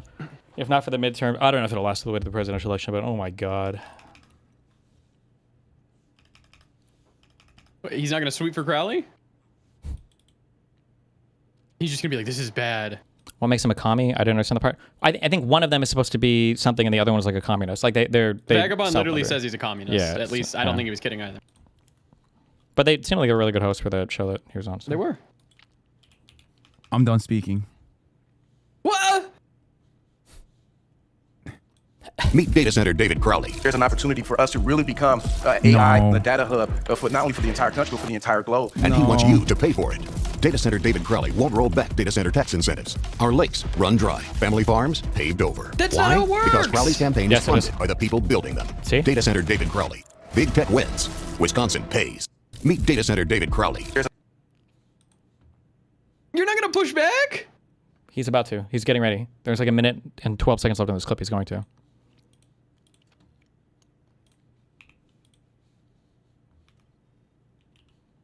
Oh, he's building up a good one too. Oh man, here we go. I'm done. I'm done talking about elections. I realize that there might be some fucking scumbags in here that aren't just watching the clip shit out of context, but are going, oh, that's actually a good idea. Let's run with it. That is insane. What's extra insane is that Democrats don't do this. It's Do you know what he's skinwalking right now? No. People are watching my stream and they're taking my advice now on how to run their campaigns. That's what he's copying my talking point. Oh, nice. So this was his idea to attack Crowley on the data center thing. Definitely 100%. sucks that I give free ball all the time, and it's not just it's usually the Democrats. They don't listen. And then Republicans instead listen to what I have to say, it seems. Yeah, I saw Rick Scott calls Moskowitz a Hassan Piker Democrat. I find that very funny. Scared to death. Senator Rick Scott Okay, good pushback. Okay, good pushback. Bro, they're supporting Blue the no candidate. matter who, am I They're right? supporting the candidate, Moot. Stop being a little bitch. There we go. Beautiful. Nope, never mind. That's not beautiful.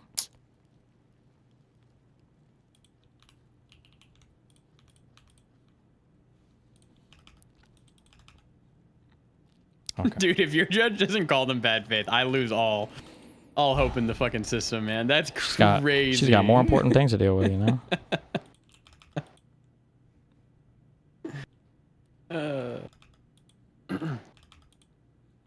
What is this? Hold on. It's entirely possible that he tacos again and, he caves and, pushes back the deadline and we mitigate this and we get to the next deadline. It's equally possible that we find an agreement that is substantive, that is comprehensive, that is thoughtful, that is balanced and appropriate.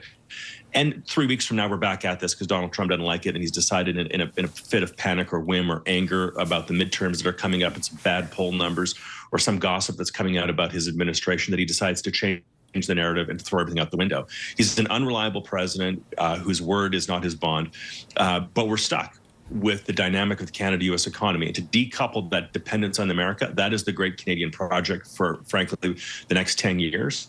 But if we can get through this Trump administration with some kind of an agreement on tariffs that we can live with, that has some predictability for Canadian and Canada's investment dynamic, I think that's the best that we can hope for the next calendar 2 years as we get closer to 2028, hopefully the end of this administration, and then the rebuilding of the Canada-U.S. relationship for the next generation of Canadians and Americans who actually do want to get along, who want to do business, who want to trade and travel across our borders and have a normalized relationship. Wow.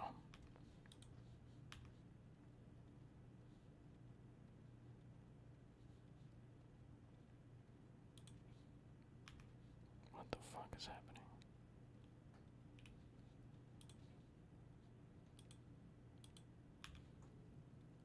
Oh no, I can. Okay.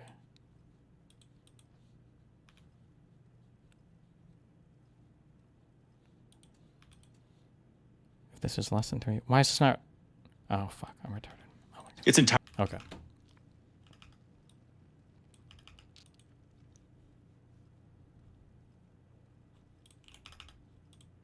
All right, we have 40 minutes for the show.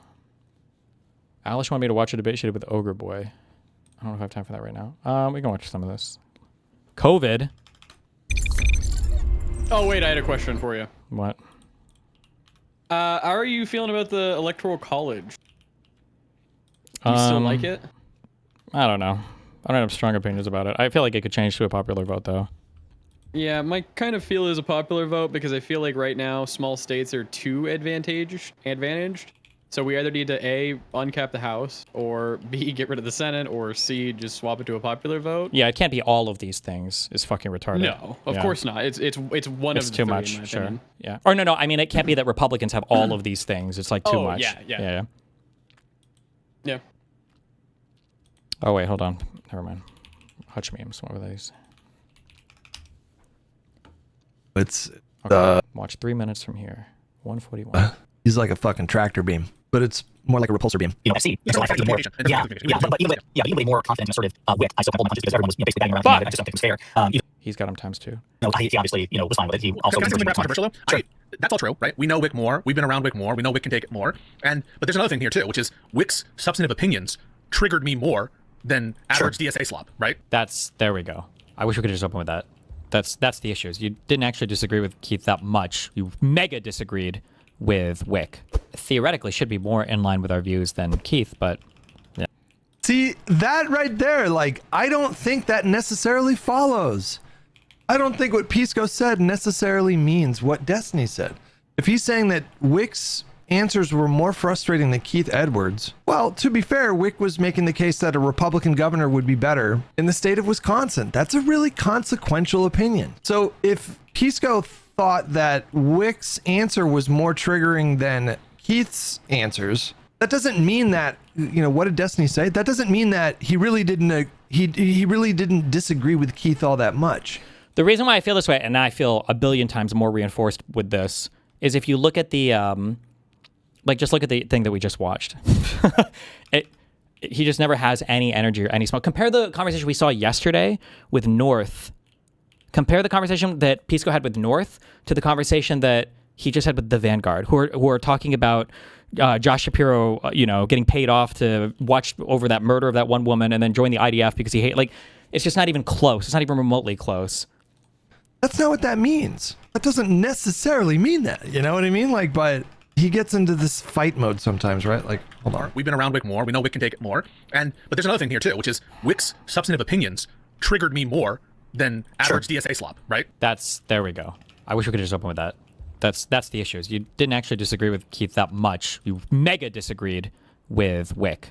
Theoretically should be more in line with our views than Keith, but yeah, I guess. I mean, than the actual stated views, but maybe the internal views are the ones that aren't as publicized. Maybe they do have a stronger sense of like DSA. I don't know. I just like what Wick's take, I think, should be pretty controversial in a liberal space. The situation has to be extremely dire, extremely extraordinary to propose the idea that a Republican winning a governor's seat in a swing state is the better outcome than a bonehead DSA person. That's going to be, you know, in a liberal space. That's going to be, in my opinion. I think I've said this a million times, like in a vacuum, I agree with what Hutch is saying, but just my fear that I've said over and over again is just that it seems like there's absolutely no way that these guys can ever push back on anything to the left, ever. It just can't happen ever. And so in that sense, I'm just so terrified about these people gaining more and more ground because it seems like these guys are completely and totally incapable of pushing back on them ever. When I say these guys, not Hutch and Lona are like the only two. But it seems like everybody else is just infinite capitulation. Tough pitch. By supporting Hong, we make it harder for us to win against MAGA overall. I just don't think that there's a great argument for that outcome being preferable to a Republican controlling, like having control of a swing state during a time when we're going to be redoing the census. Like that's such a tough pitch, man. And you already know I will grant you, I do think electing Hong, it's just going to be a headache for Democrats. That's putting it mildly. She's going to cause problems. She's going to say and do boneheaded things. But at the end of the day, and that will make Democrats' jobs harder. But I could make an argument, Wick, for a harm reduction principle of letting her just kind of trip on her face. Because yeah, that's gonna be a headache for Democrats, but it's also gonna set them back a bit. You realize that, right? Like if the country watches a state like Wisconsin elect a DSA governor and then she does her boneheaded shit, that is going to set them back. You know what I mean? Like people, other constituencies in other cities and other states are going to be more hesitant. Listen, I don't know if I want to rehash. The polling data shows that the idea that there was like it was the same thing in 2016. Like the overwhelming majority of Bernie supporters voted for Vice President Harris. I mean, this really is not like this, but it is an issue on the margins. And the margins. If you saw them attacking the left more, calling it out, would you be okay with them still voting for the DSA candidates because they think MAGA's worse? Yeah, sure, 100%. Because at that point, because my biggest fear about the DSA or socialist types is not them as individuals. Like I think El Sayed is the best example of this. On paper, I think El Sayed is a really good candidate. And regardless, even like compared to the Republican, it's not even remotely close. But even without comparing it to Republican, I appreciate people that have strong opinions on Ukraine. I super appreciate that. But my only fear is that if he is like a gateway for more extreme people, then it's up to him to decide that basically. And I don't know what he would decide about that because nobody in the media in the lib-left area can push back on any of them. That's always the fear. Can determine elections, right? So I don't understand where this has to be bad faith at this point from Josiah and Pisco to continually misunderstand this point and to play this game over and over and over again. It has to be bad faith, and I don't. What particular point does he? What they keep bringing up was it them bringing up over and over again, like, oh well, most of the voters will vote for the Democrat. Yeah, I know that. Most of the leftist voters, yes, I know that. We said this a billion times. Yes. I was listening, but what did he say that was so bad right there? People that voted for any leftist DSA type thing or socialist type thing, most of them do come out and vote Democrat. That is true. But that's not what we're talking about. Like nobody's made that claim that most of the people that supported Bernie or most of the people that supported whatever leftist ended up not voting for the candidate. But it's not about what most of the people did. It's about the messaging from the top of their political establishments. And that messaging is that the Democrats and the Republicans are the same. Otherwise, what was the underlying movement? So the polling data shows that the idea that there was like it's the same thing in 2016. Like the overwhelming majority of Bernie supporters voted for Vice President Harris. I mean, this really is not like this, but it is an issue on the margins, and margins can determine elections, right? So I don't understand where this has to be bad faith at this point from Josiah and Pisco to continually misunderstand this point and to play this game over and over and over again. It has to be bad faith, and I don't know if it's like a thing to get on some other larger streamer's good side or what. I don't understand how they can continue to. I'm a little confused because what I thought I heard Josiah say a moment ago was a bit of an acknowledgement that negative rhetoric can impact elections on the margins. I don't know. Is that what I mean, I guess that's one way to read that. Am I just negatively loading it? It sounded like Josiah was just sweeping by making the same. No, hold on. I'm not going to get gaslit. Josiah's sweeping and saying that, well, most of these guys will vote for the Democrat anyway, so it doesn't matter. That was the point that Josiah was making. Maybe he's thinking about an older point. I don't think Hojo's trying to gaslight me. Sorry, I was joking there. I'm not really. Mind fuck themselves over this point over and over again. Nobody has ever claimed ever on our side. Nobody's ever said the majority of socialist identified people don't vote for Democrats. The majority of Hassan's fans don't vote for Democrats. The majority of Bernie supporters. Nobody has ever made that claim. These guys have think of the straw, the poor straw. That am I crazy? Is that not the point that Josiah is making? Am I crazy? It's an issue online movement. No. That is the point that Josiah's making. But he's pretending like we're making a different point. Like yes, Josiah believes that, but we all believe that. We all know that. Nobody disagrees with him here. Like we all know that is the point. Yeah. So the polling data shows that the idea that there was like it's the same thing in 2016. Like the overwhelming majority of Bernie supporters voted for Vice President Harris. I mean, this really is not like this, but it is an issue on the margins, and the margins. But it is an issue on the margins, and the margins can impact elections. Is what he's saying here. That's exactly what he's saying. Am I crazy, chat? Am I crazy? Is my read of this wrong? Like that's Josiah saying the overwhelming majority of like progressives supported Kamala, but it matters on the margins, and the margins matter in close elections. Am I crazy? Isn't that what he just said? Top of their political establishments, and that messaging is that the Democrats and the Republicans are the same. Listening to it the third time. Otherwise, what was the unaligned movement? So the polling data shows that the idea that there was like it's the same thing in 2016. Like the overwhelming majority of Bernie supporters voted for Vice President Harris. I mean, this really is not like this, but it is an issue on the margins, and the margins can determine elections, right? So I don't understand whether this has to be bad faith at this point. I remember to continually misunderstand this point and to play this game over and over and over again. It has to be bad faith, and I don't know if it's like a thing to get on some other larger streamer's good side or what. I don't understand how they can continue to mind fuck themselves over this point over and over again. Nobody has ever claimed ever on our side. Nobody's ever said the majority of socialist identified people don't vote for Democrats. The majority of Hassan's fans don't vote for Democrats. The majority of Bernie supporters. Nobody has ever made that claim. These guys have think of the straw, the poor straw that has been reconstructed over and over again as this. Listen, I'm sorry, but he's just wrong about this. I mean, there is a decent amount of generalizing that goes on sometimes. But the generalizing is always with the content creators and the media infrastructure. Like it's the fact that it's the uncommitted movement and the Hassan and the crystal balls and the constantly co-opting all of our talking points have to be about AIPAC and fucking Israel and the genocide and like all of these over and over again. Most of the people, though, I've said this a million times, I'll say it again. Most of the people that watch Kyle Kalinske, most of the people watch Crystal Ball, most of the people watch the Majority Report. My guess is 80% or more of the people that did vote, probably 90% or more of the people that did vote, voted for the Democrat. That would be my guess. For Kamala Harris, even if they didn't explicitly tell them to. That'd be my guess. But they discourage their own people from going, so less would probably vote than they would otherwise. And they do damage to the broader media ecosystem by constantly making these like singular wedge issue points that they know that the normal Democratic establishment is never going to be able to capitulate to because they don't even know what they're asking for these people. The language becomes too generalized and too imprecise. And it is a fact that a lot of people do, as far as the online discourse goes. I mean, I've probably even framed it this way, but like, they don't support our candidates, therefore, like people do speak in that kind of language. Actually, I mean, I don't agree with this. Tired, played out straw man to pretend that anybody's saying. I don't understand how like I keep saying this stupid fucking argument that nobody's ever made. Ugh. I take your point, and I totally agree. This is not like nobody's ever made the argument that like the lefties don't vote for the moderate Democrats. Listen, I don't think that's true. All due respect, this is not reflective. I don't think I've ever made that argument. Maybe somebody has said it. But, well, unless by the lefties you mean the media people, because they don't, and they say that they won't. Kyle Kalinske voted for and endorsed Jill Stein like 3 elections in a row. Like, of the left or the online left or Bernie supporters or whatever. There's no data to support that. I think Kamala Harris outperformed Bernie by like a point or something, and AOC outperformed Kamala Harris by a few points perhaps. But like to me, there's not enough of a sample to suggest that there's like overriding trend of this not occurring. And maybe that data exists, and if it exists, we're interested in it. Like we're interested in it. 'Cause I think it bears on. Nobody has ever said that. Nobody's ever made this claim ever. The history of all of online debating kind about this topic, but they keep pretending that this claim is being made, despite being told over and over again that that's not the claim being made. They're like, well, we had. I think that response is fair to what Pisco said, but again, it sounds like Josiah and Destiny are saying the same thing. I could be crazy, but. Hey, of this, we were just like nobody has ever said this. I don't know who's making this argument. Maybe some of these issues of moral culpability. It bears certainly on like, oh yeah, sorry, I'll say this one more time. I think me and Josiah are saying the same thing, but Josiah's acting like I don't believe that. He's acting like he's saying something that I haven't said or that a position that I don't hold. That I think that the majority of Hassan's viewer base is like not voting or abstaining from voting. I don't think that's true. That kind of stuff, but I've just not seen. I do think it's like a dynamic that's real online and influencers and certain organizers, and that's causing a lot of consternation. Oh, 100%. And I just saw one of your chatters there, say like now Lid's was like to be Bernie supporter in 2016. I guess I don't follow because I think like he said that Lid's gonna make some genuine concessions. Well, actually, when it comes to Abdul Sayed, it's getting so like it's so fast that it's like I'm getting distracted by chat. It is. I'm not gonna lie. It is kind of hard to follow sometimes. Hold on. Good. Maybe some of these issues of moral culpability. It bears certainly on strategy and that kind of stuff, but I've just not seen. I do think it's like a dynamic that's real online and influencers and certain organizers, and that's causing a lot of consternation.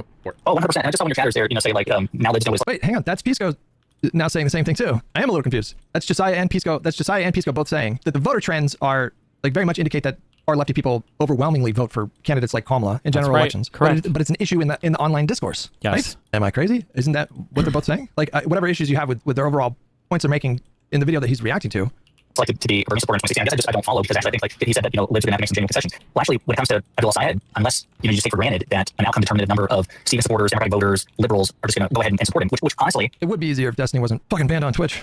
We could just have these conversations. I mean, I could turn the Twitch stream off and try to have a conversation with him, probe him a little bit on his positions here. On balance of probability is probably true. Like the truth is he probably doesn't. We could do that. Like not intentional, not just intentional. It's not guaranteed that he will lose if he doesn't bend over backwards support Haley voters. Just because we tend to close ranks. But the truth is, like, if anybody's going to need to make concessions in this particular race, it's going to have to be Abdullah is going to moderate. Abdullah is going to drift towards the center. We actually see already in the past 24 hours, not just in terms of his rhetoric and how he's talked about Haley Stevens and her supporters mending fences and building bridges, but also Chris Hayes tonight on MS Now hit him with that quote by Hassan that's gone viral, and you can just see that on Abdullah's face. Like he's like, I just want to strangle him. You can see it. He basically is like, listen, he's a streamer. He's entitled to his view. That's not my view. My view is that we need to build bridges and mend fences, and that's what this campaign is about. We don't cancel Thanksgiving, and we don't need to do right. And I think I don't have a quote on me, but I do think there was a follow-up about like, will you campaign with him or something. I could be hallucinating. He's like, no, I'm really focused on winning the general suggestion. Wow, what a crazy solidification there of where he stands on it. Thank you so much. True, nice. She's focused.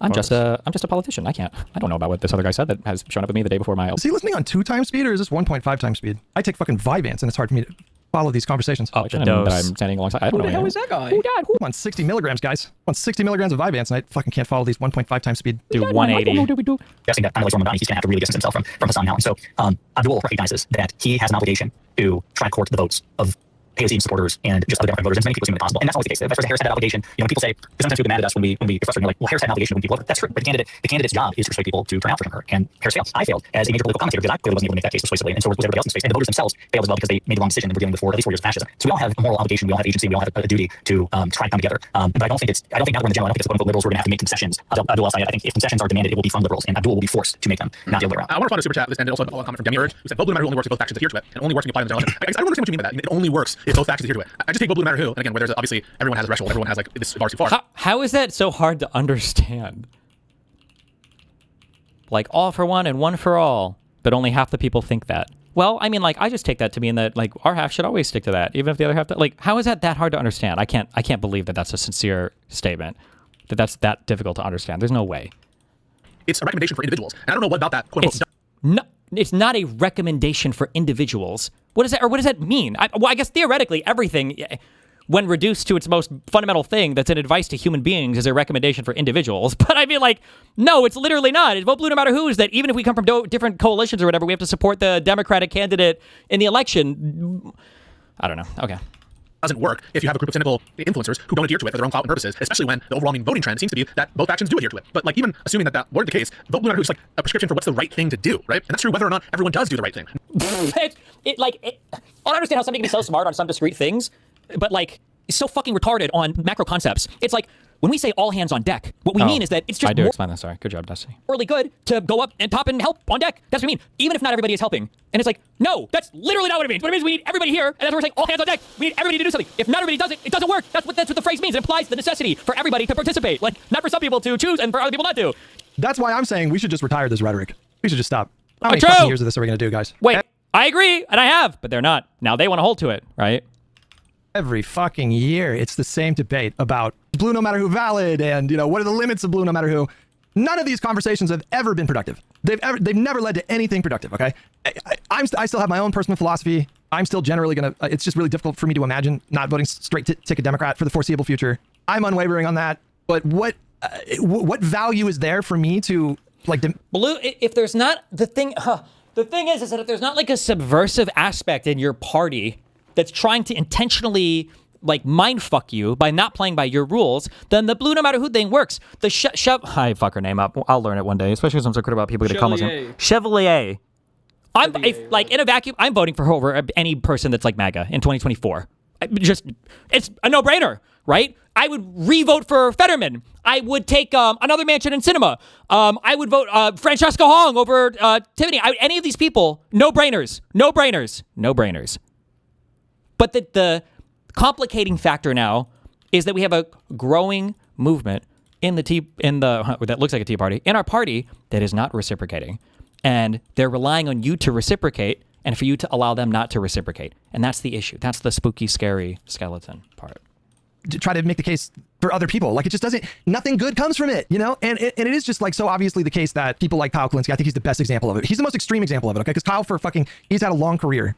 He's been doing this, covering politics for 20 years. And for as long as I've known about him, he's never, ever, ever, ever been a blue no matter who person. He's always been one of these guys that was making a case against the Democrat in the race, or like the establishment moderate Democrat. He honestly, like most of his coverage of Kamala, I would say was like positive, but he did stop short of endorsing her, and he did play into the, she literally did a genocide stuff. Yeah. And then just like 3 months into the Trump administration, he wants to turn around to liberals and be like, what happened to blue no matter who? It's just like, so it's just, why do that? Why give them that kind of ammunition? It's just way easier to just tell them like, okay, don't vote for Newsom. So yeah, do your thing. But that to me just seems like the better alternative here. And then that way, 2 years from now, when they do it again, when they do the like, what happened to blue no matter, when they do that again, be like, hey, I never told you had to vote blue, bro. Like, live your life. And we can stop doing this fucking merry-go-round. It's just so pointless. Jesus. Maybe you're saying something else like, you're not a captain, so. What? What? You're not a captain, so. True. No, I think this is what we're talking about. Like I think like these kind of conversations that Josiah and Pisco are having, where they say, like it has to cut both ways, right? It's like to me, you're like when you do that, you're just giving oxygen to disingenuous people like Kyle. Yes. You're just playing right into their bait by doing that. But they know that, and they're okay with that. Like that's the issue, right? They're not making a mistake. They're like they know that this is happening, and they're knowingly doing it. Yeah, in my opinion, you're giving them exactly what they want when you do that. When you criticize other liberals for expressing skepticism about El Sayed or Hong or whatever, and it's just a lie. It's just a fraud, and so it's just. What is the point of that? Who, the virtue of that prescription is that you increase the likelihood of electing Democrats, and Democrats are, as a general proposition, better than Republicans. And the truth is, the cold hard truth of it is that vote blue no matter who works, even if only a certain percentage of the electorate subscribes to it. So not if you selectively subscribe to it. This is just an exploit. It's just an exploit for how your political movement will be treated. We will always support the candidate as long as the candidate aligns with us in a small area. And then for the large people, well, you guys will always support the candidate. All you are doing is creating a ratchet effect where they understand that when it's a candidate they don't like, then they won't support him. And when it's a candidate they do like, they will support him. And then we have to do this no matter what. I mean, he's just right about that. Let's be honest. He's just 100% right about that. Rhetoric only benefits those people because they know that no matter what their actions are, they can create an environment where it becomes ED positive to always support their candidate. Because like when do they ever get heat, right? Like, yeah. They'll support theirs, but they won't support yours. So I guess we have to support theirs because they won't support ours, and it makes theirs more electable. Like this is a ratchet. I don't understand how this is so difficult to understand. Yes, ideally, not just for not just maximize the efficacy of vote blue no matter who, but also I think for just a personal sense of justice. We want everybody in the quote unquote coalition of the left, coalition of the left team, or whatever we're calling it, the people who are from never Trump Republicans all the way to AOC and Storm Mondani, whatever you call that group. We want everybody to get on board with the idea of vote blue no matter who. But even if people betray the principle, those of us who adhere to it regardless, those of us. If people betray the principle is no longer a principle. If applied selectively, it's just a way to attack you. Like it's a weapon. Yeah, it's a weapon against libs. Yeah. Yes. Found out in the United States that half the country, for some reason, and it's like a fraud. It's a fraud. It's bait. It's just bait. It's games. They're playing games. That's what it is. Tax code, but just wasn't paying taxes, and there was no penalty. Like they were on paper supposed to, and they just didn't. Well, fuck that. Why the fuck would I pay taxes? That's not a. And the Abdul El Sayed race, and they unpacked it a little bit in this conversation. The situation with Abdul El Sayed right now, and the institutional support that he's getting from Democrats at the highest fucking level of leadership within the party, just utterly demolishes the left's narrative that the establishment would rather lose to Republicans than support a progressive. It just utterly demolishes it. He got endorsed by Kamala. He got endorsed by Schumer. He got endorsed by Gillibrand, I think. He got endorsed by Haley. He got a call from Barack Obama, which is not necessarily an endorsement, but when Obama makes a call like that, he knows it's going to leak to the press. And so the whole point is that it's a signal of support. And, Obama did the same thing with Mamdani after he won. And it's like, it just utterly demolishes their whole fucking narrative that the establishment would rather lose to Republicans than help progressives. And they just instead of acknowledging that and celebrating that, they're still playing these stupid fucking games and lying about, they just ignore stuff like that. And they just keep repeating the claim that, the establishment would rather lose to Republicans, right? Morally virtuous thing to do. We're about to say right now, we think the taxes should be increased. I'm not going to volunteer extra money. No, make it a law. You have to do a thing where everybody has to be playing by the same rule set. Who adhere to it regardless. Like it's not a zero-sum game. By hearing vote blue no matter who, even when others don't, you're still increasing the likelihood that Democrats get elected. Now again, it's not about if Democrats get elected. It's also about what a Democrat is or what it means to be a Democrat. What are the chances you think that Kermie is more learned and all? Is it though? Just because they don't live by their principles doesn't mean we should chatter. Live by our principles. People don't pay for the bus all the time, but I still do because I think it is the right thing to do. If people don't pay for the bus, they get arrested or they get fined. That's a law. You have to do that. If somebody catches you not doing it, you'll get in trouble. Would you still pay for the bus if we decided arbitrarily there was some group of people, if you're over 6'2", or if you're a woman or whatever, you don't have to pay your bus fare, and it was just like a randomly arbitrary thing? Or now that we decided that those people just didn't?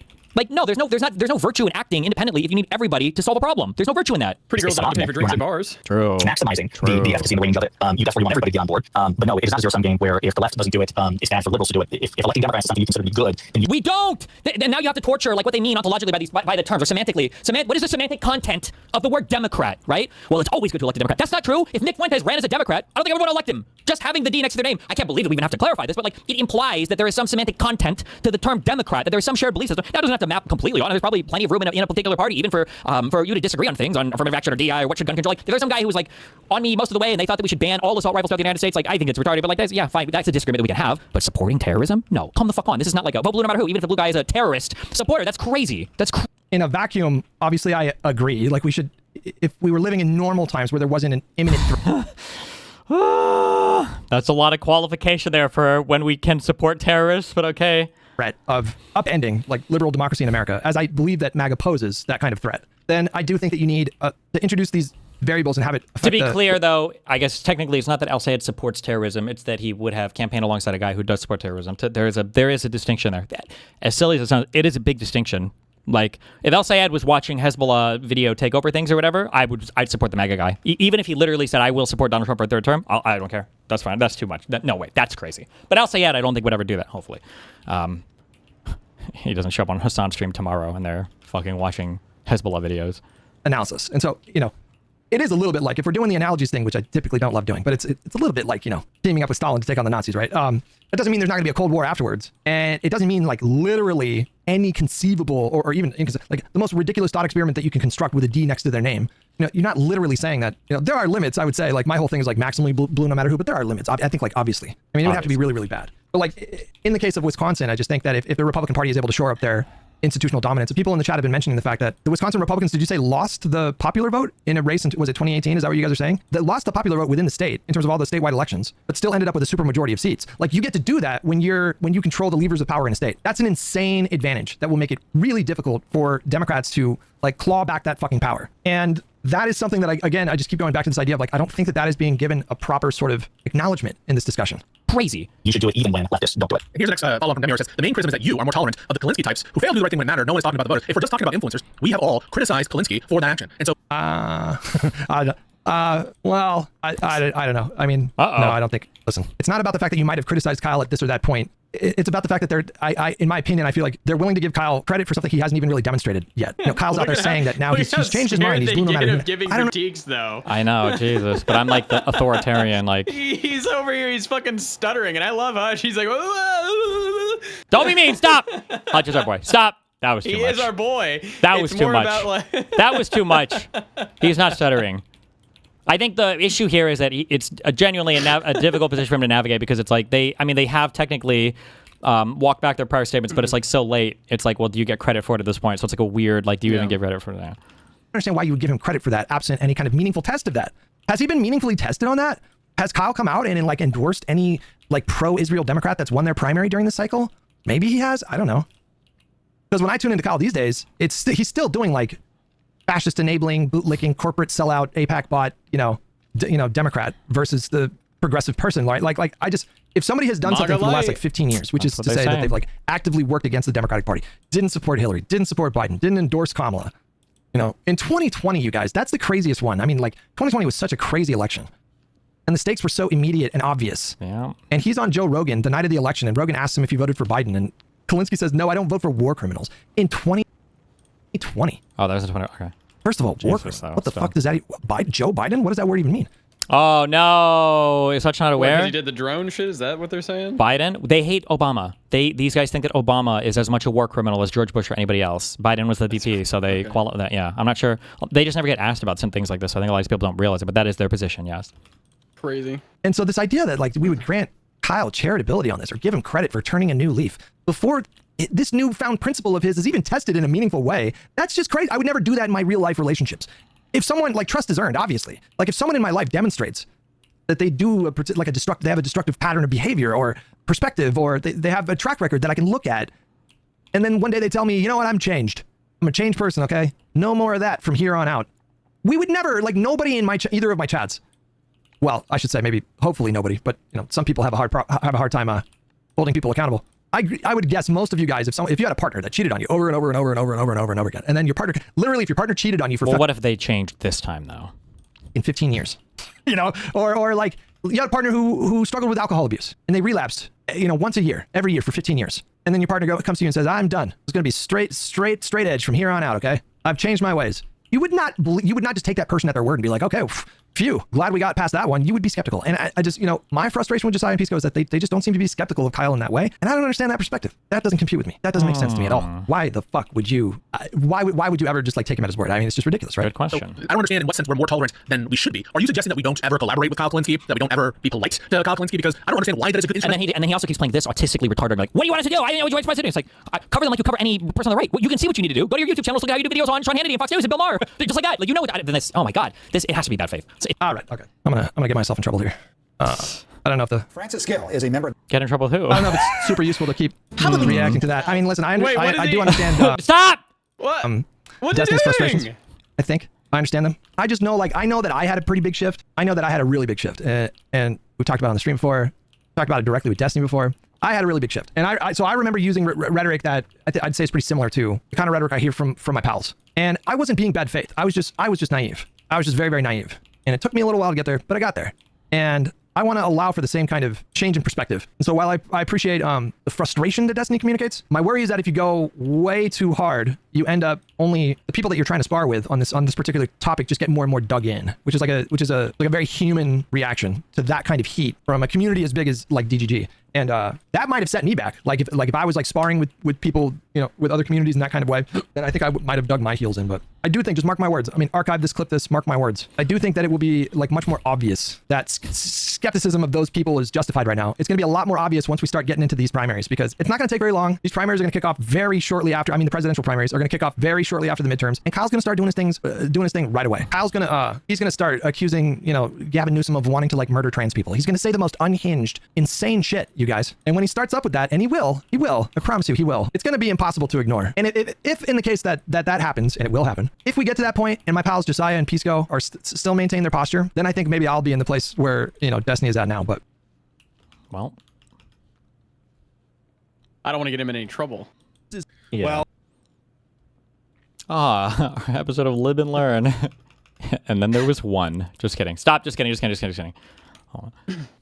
What are they doing? Triumphed over $250 million in spending from Steyer, but nobody talks about that. But no, I think. Oh, they're talking about the billionaire memes. Like Israel was a big thing when for my local politics, the Shoykot Wiener thing, they were distinguished on Israel. But for Steyer and any of the people, Porter, I don't remember Israel being brought up for anyone in the California governor's race. I don't remember this, but maybe am I misremembering? Do you guys remember Israel being like a hot point between Steyer and Becerra or any of these people? Well, Steyer, he talked about it, but no, AIPAC didn't play a role in that or anything like that. But I don't know. Speaking of that race, people talk about how El Sayed triumphed over $60 million in outsider spending. Well, Javier Becerra triumphed over $250 million in spending from Steyer, but nobody talks about that. But no, I think that's a fair point, Soy Pill, that, leftists were engaged in that one. I don't know. But to me, if Israel Boogeyman isn't there, it's hard to get the DSA crowd worked up, in my opinion. Well, I do want to talk about the Larkin race, and we'll probably talk about Israel in that. But I want to kind of wrap this up. And the idea is people are coalescing. Okay, how does this mic sound like this? Breakfast. Like Stevens is out there like, yeah, we got to vote for Sayed. And not close enough to the face, so the gain is probably quite high, and he's in an empty room, so that room is probably echoing way more than... Maybe he just moved, yeah. It's so important right now to come together and do that. I mean, I'm looking into Mike Rogers more, and it's like, oh, this guy's like working with like pardoned election denier slate people, like literally the January 6th, like electioneers. Like they're the people that tried to do the fraud, and they're just on his campaign, and no one gives a fuck. They're like, yeah, no, we can vote for this guy for Senate. So the coalescing is really nice to see these candidates coming together. I think Jola, you saw this, and I tweeted about this too. This crystal ball, like retweeting Fox News, like anti-Crowley clips, after the election. She quote tweeted Tom Tiffany, who is the Republican nominee and is a total liar bullshitter and acting like he's a legit source with some deceptively edited video of Crowley. I would love to hear your guys' thoughts on that, because I don't... Oh my God. Sorry, just random meme from the past. Do you remember, fuck. Was it the one guy who was replacing, Christie? Christie Nome? Chris Christie? No, I fucked her name up so much. I don't remember how to... Chrissy Nome? He was in a hearing, and I think Ted Cruz and someone else was pushing him because he tried to claim that he was on like some ultra super secret mission that literally nobody... Oh, yeah. Was it what's his name? Mullen or whatever? Mullen. Whatever. Mullen. That was funny. That was good memes. I wonder if we ever found out what his top secret, ultra high clearance mission was. We never did. Damn. I don't know. I just don't like her. Pisco, you've interacted with her, and Kyle, do you think she's an ally? I mean, this is an op at this point. After that, no? That's op. Yes, me first or Dola. Whomever. Well, I'm an op too, so I can't really comment on my fellow ops. I'll blow their cover. According to the one angry gamer community that doesn't like me. But like when we talk about Crystal Ball, I think we have to go for both sides. Both sides are bad. Gamer community, by the way, yeah.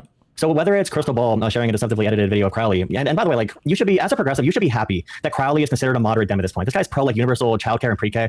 This guy wants to tax data centers to make them pay us instead of us paying the data centers, them paying for us for our electricity and giving us 100% green renewable energy. And there's so many other policies that are pro-union, pro-worker. If Crowley's a moderate Democrat, we're in a freaking good ass place. So when Crystal shares a deceptively edited video about Crowley, when his policy is way better than Tom Tiffany's, it is really cringe, especially because she never addresses it or cleans it up or gives any credit to Crowley as a candidate. And if we want people to go after people like Michael LaRosa, who's a former Joe Biden press secretary guy, he works for like a Trump firm now, he's on Fox News every day. He endorsed Mike Rogers over El Sayed. And if we all need to criticize whether it's Crystal Ball sharing pro MAGA slop or if it's that guy on Fox News sharing pro MAGA slop to attack El Sayed, we have to make sure we call all of them out, and we can't just sweep for either side of our coalition. As Democrats right now, we know the focus goal is beating these freaking Republicans, and if there's a bad candidate against a Republican, that's even better for me, bro. I want the shittiest candidate, the shittiest Democrat to beat.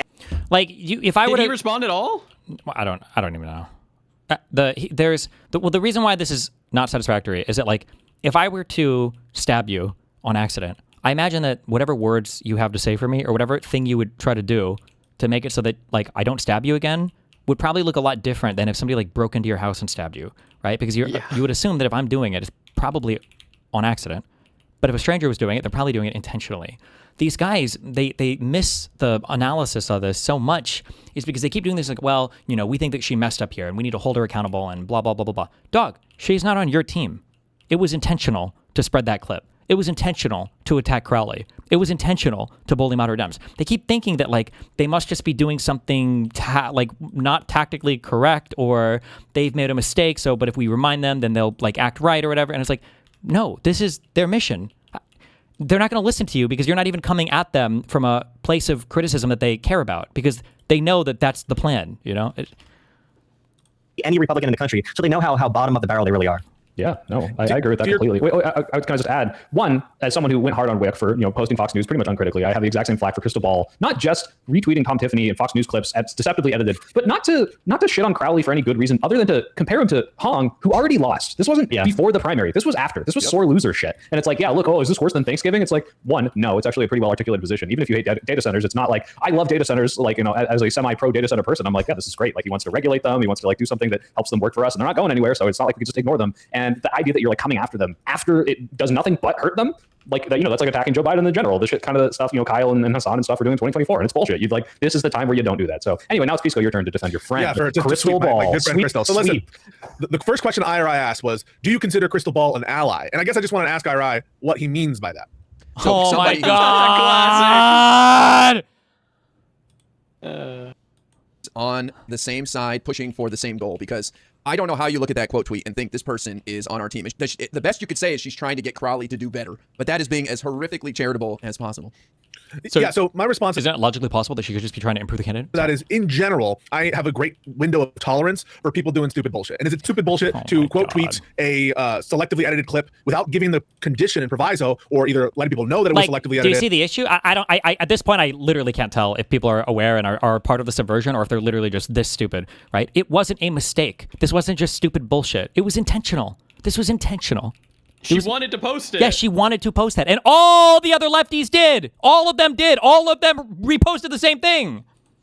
Afterwards, or doing it in the initial tweet, hopefully. Yes. Is that stupid behavior? Is that bad behavior? Yes. But I am going to interpret a lot of this shit charitably, to be honest with you. Whether it's like, what is the interpretation? Pointing at shit that El Sayed is saying, and saying, look, we're so cooked for the general, it's so fucked. Or whether it's Wick TV, the other, big titan of the media in the left-wing spheres, saying, like, retweeting Fox News. I don't really give a shit. And to me, yes, it's a faux pas. It's bad. Like, is it changing my overall perspective on Democrats or the left? No. I basically price that in for a lot of commentators that I watch, that they do stupid bullshit that I disagree with. If that makes me a sweeper, I guess I'm a sweeper. But I don't know what conclusion I'm supposed to draw from that. Pisco, I'm going to jump with you and say, I'm not writing Wick off because he uses Fox News tactics, but I'll call it out and say, don't do this shit. This is ridiculous. This is not the time. But this is not like, oh, Wick's not an ally because of it. It's just, all right, like you should. The thing is, like, for the Wick what do you mean by an ally? Case, if he's just observing a talking point and he's saying, listen, I can see how the Republicans are going to use this against the Democrats, that's a fine point to make. I think and you guys wouldn't have a problem if Crystal Ball, if that was all Crystal Ball was saying is this makes him vulnerable, and they put in like parentheses, by the way, I know this is selectively edited. Would you have a problem with this? Is a big difference not, it was the primary?